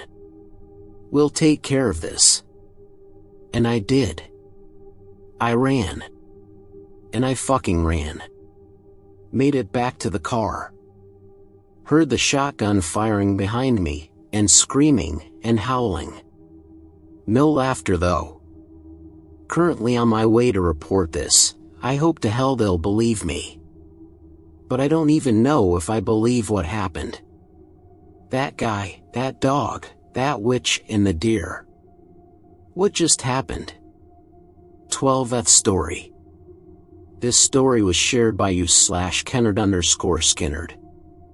Thinking I've found a Wendigo cave or perhaps something worse. Looking for opinions. So I'm an avid caver from West Virginia, and there's this cave not far that's been one of my favorites to explore. It's often my go-to cave to take friends and newcomers to get them into caving, as it's a rather easy, accessible, and not too challenging cave, although it is a rather large cave system. The first thing to note is there's never any wildlife seen in or near the cave, and I've only ever seen very few bats for as large of a cave as it is. Anyway, the first really strange thing to happen was me and my friends stumbling upon a pentagram made of salt, with a dead bird in the middle, circled by some what seemed to be freshly burned out candles. Obviously it was freaky, but we took it to be a prank by some teens or something along these lines. I've always been very comfortable going through this cave and leading treks, but up until now I had always been with a group of friends. One day I decided to take my girlfriend through, so just me and her went. We didn't make it past the first chamber because I just had such an uneasy feeling and just felt as if I needed to get out of there. My way of describing it is the feeling of being watched, but on steroids. I've been in some sketch places, but I've never had that sense of dread in all my life. The next thing to happen is when a group of US friends went and stumbled upon a newer-looking jacket far back in the cave that was never there before. I wouldn't have taken it to be so odd, but it seemed to be a rather expensive jacket with no apparent damage or reason to just leave it laying randomly in this far back portion of the cave. There was also nobody else around at this time. The next thing to happen was when a group of us friends were exploring, and on the way back out, one of my most serious friends just seemed really strange and off. Finally, I asked him if he was good, and he nodded and quickly told me to just keep moving. Once we got out of the cave, he pulled me in private, which is really not like him, but he told me he didn't think it was a good idea to go back in there. I finally convinced him to tell me why, and he told me that he swore he saw a person back there. From what he could see, a very pale, lanky person. He couldn't quite make it out at first, but he said he noticed it following us. He even tried calling out a few times, but we didn't think nothing of him doing it at the time, as it's fun to yell and make echoes. Anyways, after this experience, I convinced the same friend to go back with me along with our other buddy to reach an extremely difficult place that I haven't been able to get to yet, seeing as I've been taking noobs. As we arrived at the cave, there was a man and woman camping nearby who were standing at the entrance. We made friendly convo and asked if they were going inside. They said no, they were just checking it out, so we then continued on.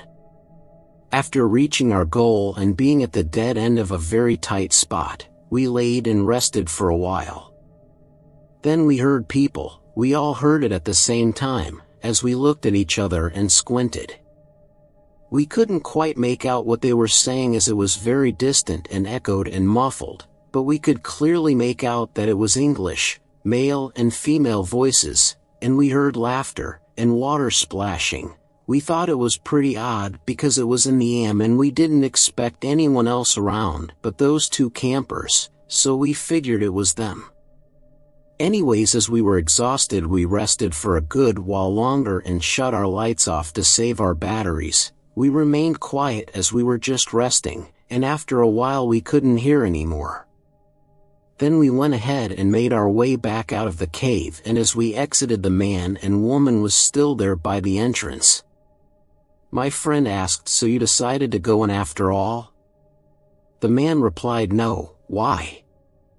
And we just asked if anyone else had went in or out, and they said they hadn't seen nobody at all the entire time. At this point we were creeped out as we all clearly heard voices, but we didn't really talk about it much among each other.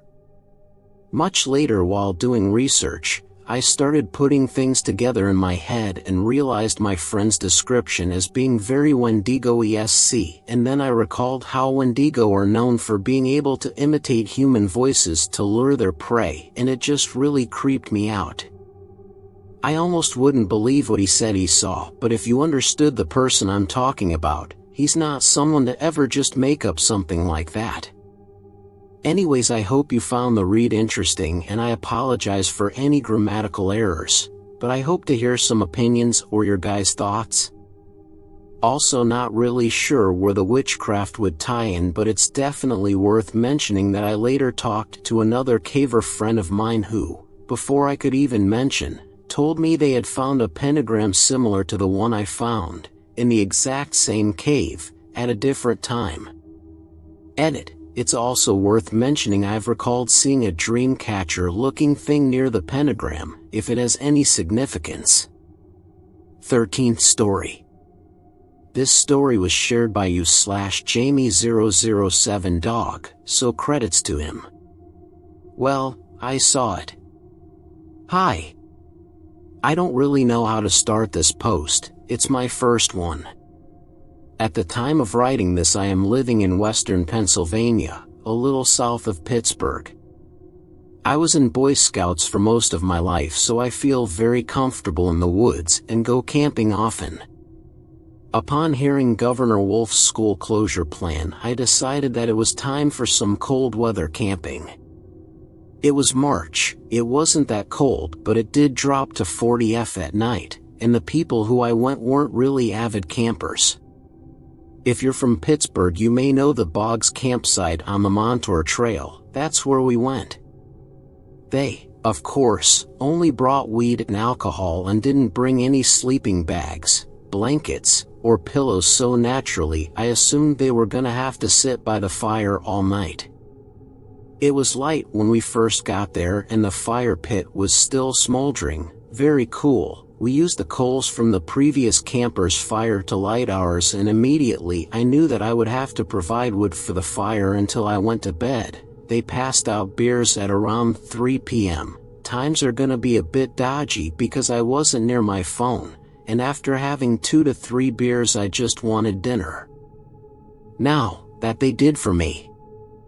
They made ramen noodles and cheese, which was amazing. They had a weird name for it, and burgers over the fire.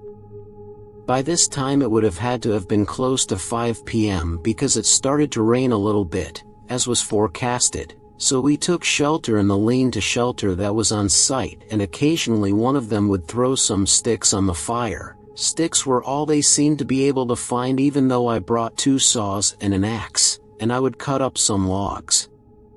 By the time the rain stopped, all 4 of us smoked a blunt and were sitting around the fire. I was light out, so we'll call it 7 p.m. After a while of just hanging out, they asked if I had any blankets. I always have blankets. Nothing special, but we've had some pretty bad snowstorms in the past, and a couple scratchy car blankets are always useful. They each got a blanket except for R, as we'll call him, who got my summer sleeping bag that I brought just in case.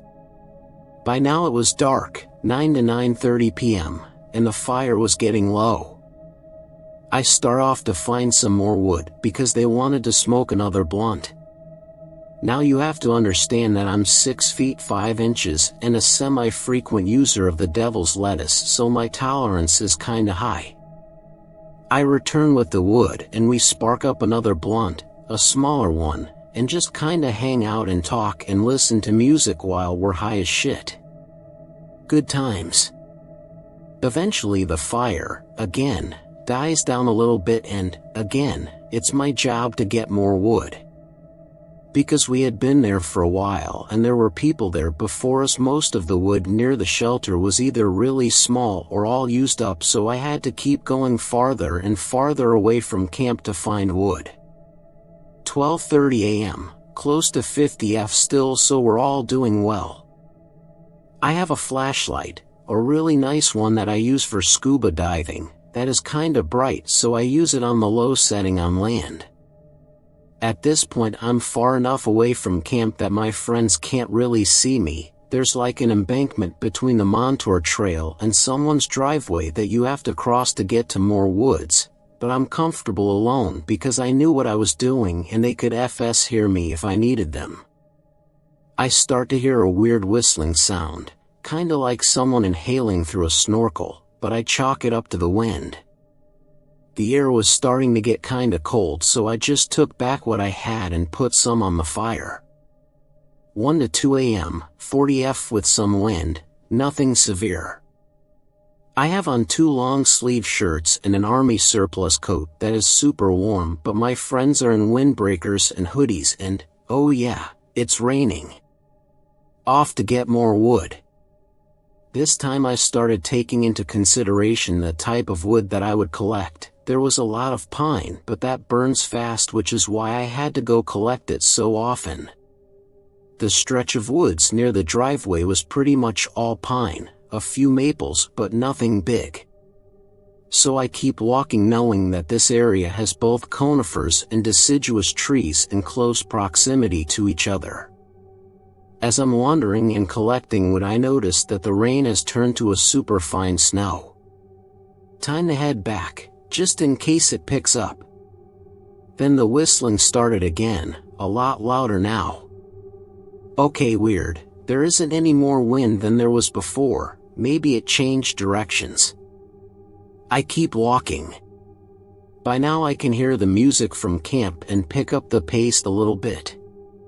Just as I summit the embankment and prepare to clamber down the other side, a loud noise echoes behind me. Tree fell?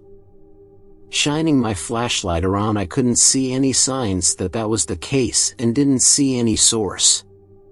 Deer knock something over? In my head it doesn't matter because I'm back at camp anyways and I can try the marsh behind our shelter next time. 3 a.m. They were cold. The temperature dropped to around 30 F and the wind and snow had picked up. Car blankets helped the boys a little bit, but they weren't able to go sleep in the tent that I brought without freezing, except for R, who slept like a rock all night after about 3:30. We decide to finish off the weed and give the last beers a good talking to. For 30 a.m. I'm about ready for bed at this point because I'm not super high or drunk or anything, but I was definitely tired. I offer to go collect more wood before I retire to my 0-degree sleeping bag and cot. I camp comfy when I don't have to carry it far, and they said they would join me. They must have been cold. We split up and I end up heading back to where I was before, except this time I left my flashlight on high and I made a bunch of noise to scare off that deer or whatever that was there earlier. I end up a little further away from camp than I had intended to be because there were only pine branches on the ground over here. Then the whistling starts again.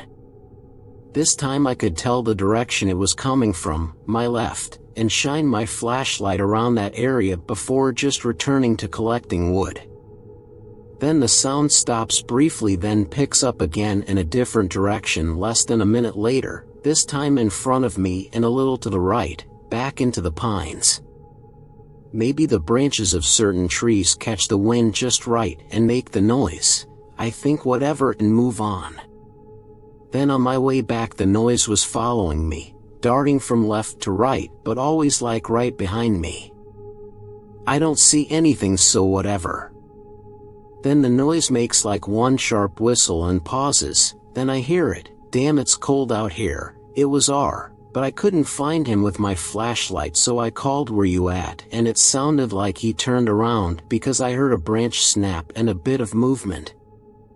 I pointed my flashlight at where the sound was coming from and I didn't see her anywhere. Maybe he's behind a bush or a tree or something.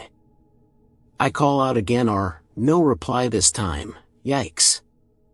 He might be lost or something because we weren't at camp and he saw my flashlight moving, so he came to look. "R, where are you?" Nothing. Then, louder, "I'm going back to camp," because I thought he was trying to scare me. Shining my flashlight around one last time, I spot something dive into a bush about 40 feet from where I had heard her turn around. "I see you, big man. Grab some wood and come back." He's 6 foot and 230 to 250 pounds. I shine the light around for a few more seconds, then turn around again and start walking. The whistling is back. Cool, love that. No matter what speed I moved at, it always seemed the same distance away. I decide that I'd just kinda sit under a tree and wait for R to pass by because he had to come back sometime, right? I wanted to save the battery of my flashlight, so I turned it off and closed one eye, so it would adjust faster. By now the snow had picked up a good bit, which is another reason to stop, in case R got lost. I couldn't really see super far because there was a lot of cloud cover despite it being a full moon. The whistling never got closer, but it did start to move around a little bit, in a really odd circle. It would start in one spot, stop, then promptly start in another spot that was in a different direction.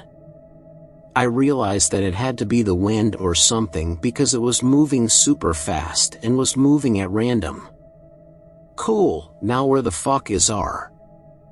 I turn on my flashlight between whistles and call out again, "R?" It's important to note here that the whistling never picked up while I looked around. It normally only stopped for a second or two. It was super quiet. The snow was laying on the ground and we had 2 to 3 in on the ground by now, so maybe that muffled it? Anyways, upon not hearing her, I thought that maybe I missed him or didn't hear him at all and started to head back to camp. As I stood up and brushed the dirt off my ass, I shined the flashlight around one more time. I was thinking in my head I definitely heard him. After I stood up with the wood in my arms and began to walk back towards camp, I saw something move out of the corner of my eye. My flashlight, being a diving light, has a wrist mount that I was wearing so I could use it and carry things. I turned towards and scanned the area with my flashlight. Nothing, fucking deer. Not even 4 steps more and I saw another movement. Now the whistling was back. Damn, that gets annoying. Sounds like a fat guy who just ran up the stairs. Flashlight was on low so I could see maybe 40 feet around me and didn't see anything, but I knew it was time to pick up the pace. Now the whistling was followed by flashes of movement. Great, it's not the wind.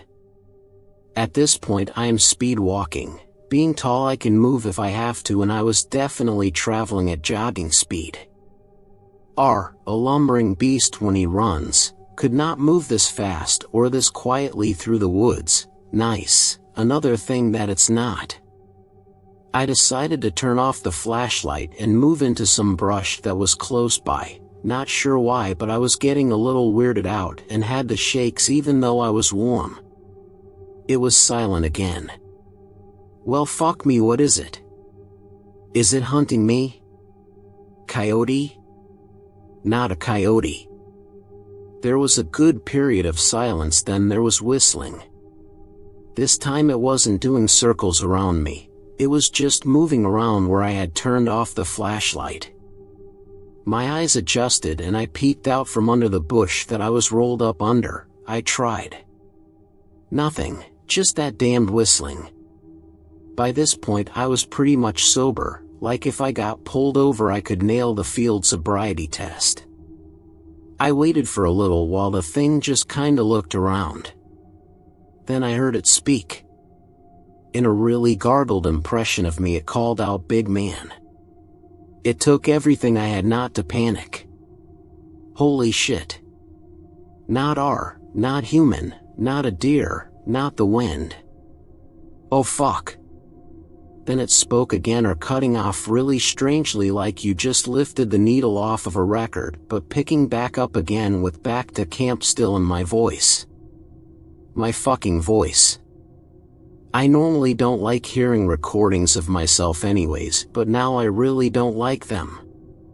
It said a few more things, in different voices that I didn't recognize. All the voices were either talking about how cold it was or questions like "what was that" and "stop fucking with me," but they all seemed like whoever was talking had some phlegm built up in their throat. Then it went quiet. I poked my head out of the bushes again and saw something sitting against a tree in the same position I had been in, left leg straight out, right leg at an angle, hands behind my head. It could have fooled me as being we both kinda sit the same way, except his ADHD usually makes him fidget with his hands. Okay, so who's sitting in the woods with me? I lay there, silent, and just watch. It begins to whistle. So that's where that was coming from. It moves its hand around and a fist out in front of it, the same way that I look around with my flashlight, and then started to stand up. Oh fuck, it's tall. I only weigh 166, skin and bone mostly, so when I say that this thing was skinny, don't take it lightly. I could see how thin its long spindly arms were silhouetted against the snow that coated a bush behind it. When it stood up it was hunched over, not sure if I was slouching when I stood up, but I certainly do slouch. It walked a few paces away from the tree and stood up the whole way. Holy shit. I worked with backdrops for Threader Productions, and the walls we use the most are around 8 feet high, and this thing would have easily been able to see over one. I'm talking by at least a foot.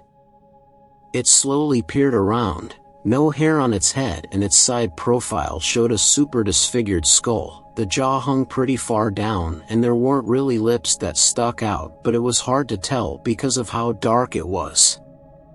It let out one final R.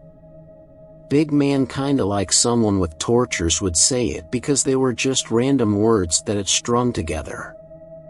Then it screamed.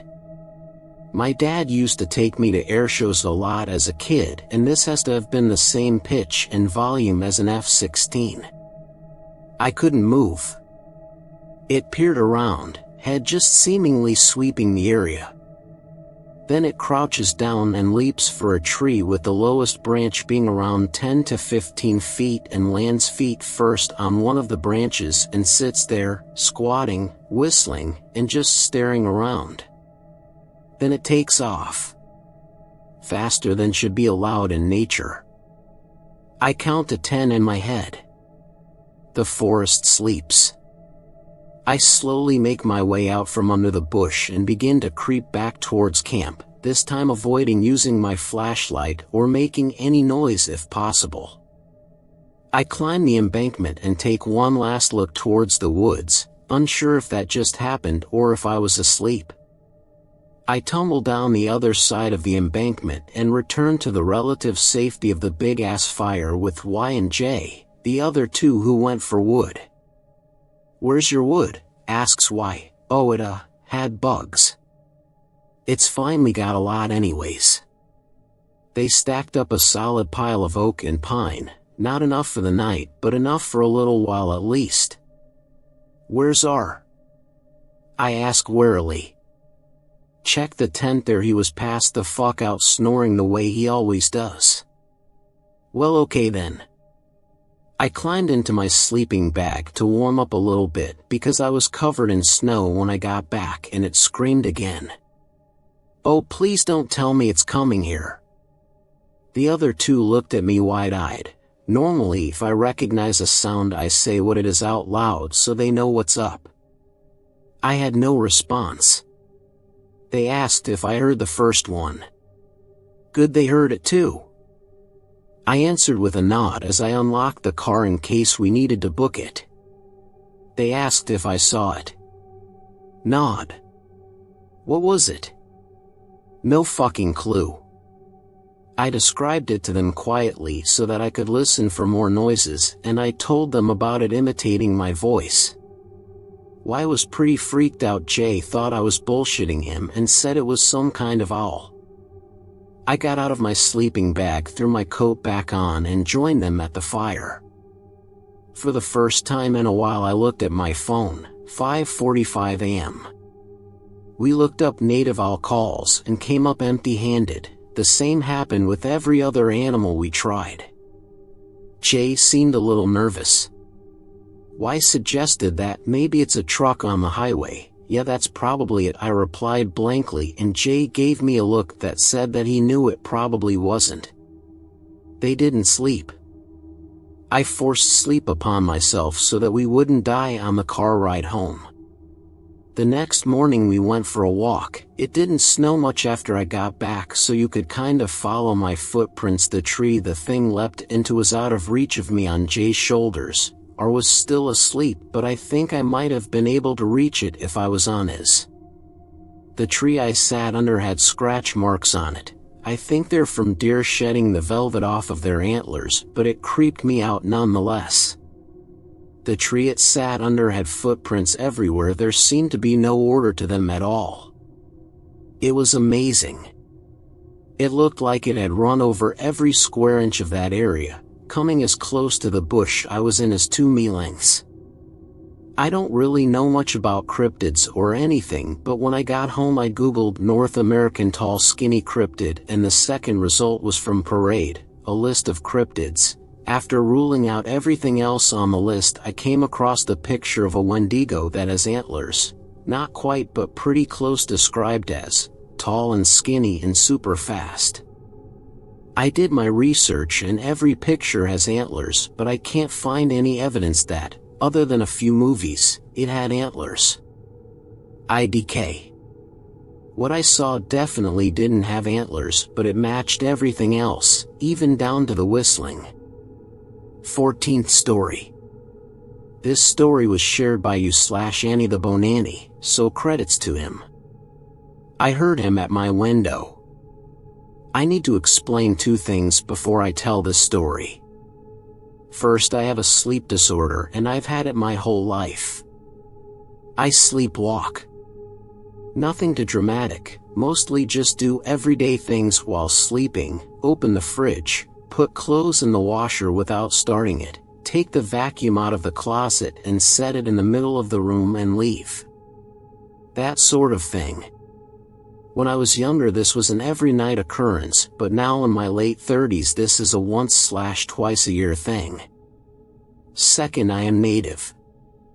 I have a healthy respect for the stories of spirits my ancestors told. Many hunting trips I would sit around the fire with my dad listening to him tell stories of the tricks Wendigo play to try to lure you to them. While I'm unsure if I believe the stories of skinwalkers and Wendigo, I don't tend to mess around. Just in case. Shoot to roughly 3 weeks ago. My husband and I both work construction. We have hard, long and rewarding days. Once dinner is over and planning for the next day is complete, the dogs have been taken out for the last time, our heads hit the pillows and it's lights out until the alarm sounds. We sleep like the dead. Pretty sure a war could break out in our bedroom, thundering tanks and all, and we would sleep right through it, wondering in the morning where all the holes in the walls came from. Our bedroom is fairly good sized and has a small bay window in the corner. My husband liked to sleep with fresh air, so he takes the window side of the bed. This particular night though, something woke me up. I never wake up. Dogs were quiet. Typical northwest weather, rain quietly taping away, no thunder, no heavy winds. I looked the dark and quiet room over and nothing was out of place. The only noise besides the rain was my husband's box fan gently humming away. I was confused but decided to adjust my blankets, flip my pillow and go back to sleep. As I closed my eyes and took a deep breath to relax, I heard my husband, "Babe, come out here and give me a hand with the boys." Confused and still foggy from being woken from a deep sleep a few seconds earlier, I opened my eyes to the pitch black of the room again. Rarely one of our 3 dogs will need to go out at night, and if one goes they all will go. We live in an incredibly rural area, and it's easy for them to get lost in the dark woods. Not a good thing when you have bears, coyotes, cougars and whatever else on your property. Babe, can you come out here and help me with the boys?" He called again, voice right against the half-open window, not concerned, just demanding. Annoyed and groggy, I leaned up, propping myself up on a stiff pile of blankets to look at the window. It was too dark to see him. The floodlight is on the other side of the house. "Babe, come outside," my husband demanded. It was the third beckon that bothered me. He was never that pushy. If something was wrong, one of the dogs wandered off, he would say that. It's happened before. He would something like, "Come watch these 2 real quick, I can't find Murph," something like that. Something wasn't right. I was regaining my focus and shaking off the sleepies, quite awake at this point. I knew it was him. My husband has a very distinct voice. He's a Sicilian from Queens and has a very deep, unintentionally loud voice. It was at that moment, staring out the black window, I realized I wasn't leaning on a pile of blankets. The pile of blankets was breathing. I was leaning on my sleeping husband, listening to him call to me from outside the window. "Babe, come outside." The voice came again from the window. I put my hand down on my husband's face. He was there, asleep next to me. But his voice, or what I thought was him, was at the window. I laid down next to him, very, very close to him, and closed my eyes very tight. In moments like these, I'm the type to just try and pretend it's not happening. I didn't hear it again and spent the next half of the night trying to fight off the spookies, and had at some point finally fell asleep. I told my husband about it the next morning after his "oh my god you look like death" comment. I hadn't slept well. He laughed it off as I had probably had a creepy sleepwalking thing. Thing is, when I have a sleepwalking event, I remember nothing. I don't recall dreaming, walking, or anything from those nights, no matter how hard I try. It's like a blackout. I am sure I was awake for this. Every time I think of it these past few weeks, I remember those hunting trips, poking coals around in the fire with a stick while my dad tells his serious yet animated tales of Wendigo tricks to get you to come to them. I know it sounds crazy, but I think there's a Wendigo in my woods. 15th story. This story was shared by /England Lover, so credits to him. Wendigo. I've posted a story about this before and I'll copy it in this, but I really want to know what's going on in the woods. I thought it was a Wendigo, but now I'll share my new experience after the old. I live in a small town in the country. There are more cows than people, and some of the buildings are really old. This happened when I was about 8 years old, and this is the first time I've brought myself to tell this story, and I only have the courage because I'm far away from the trees. I lived in a valley and the woods surrounded our house on all sides. Now, my entire family has lived in these valleys and hills for generations, and there are countless stories of paranormal things happening to all of us. Several strange things have happened to me, but this is one of the most terrifying. So, living in a small town in the middle of nowhere, there wasn't really anything to do other than hike.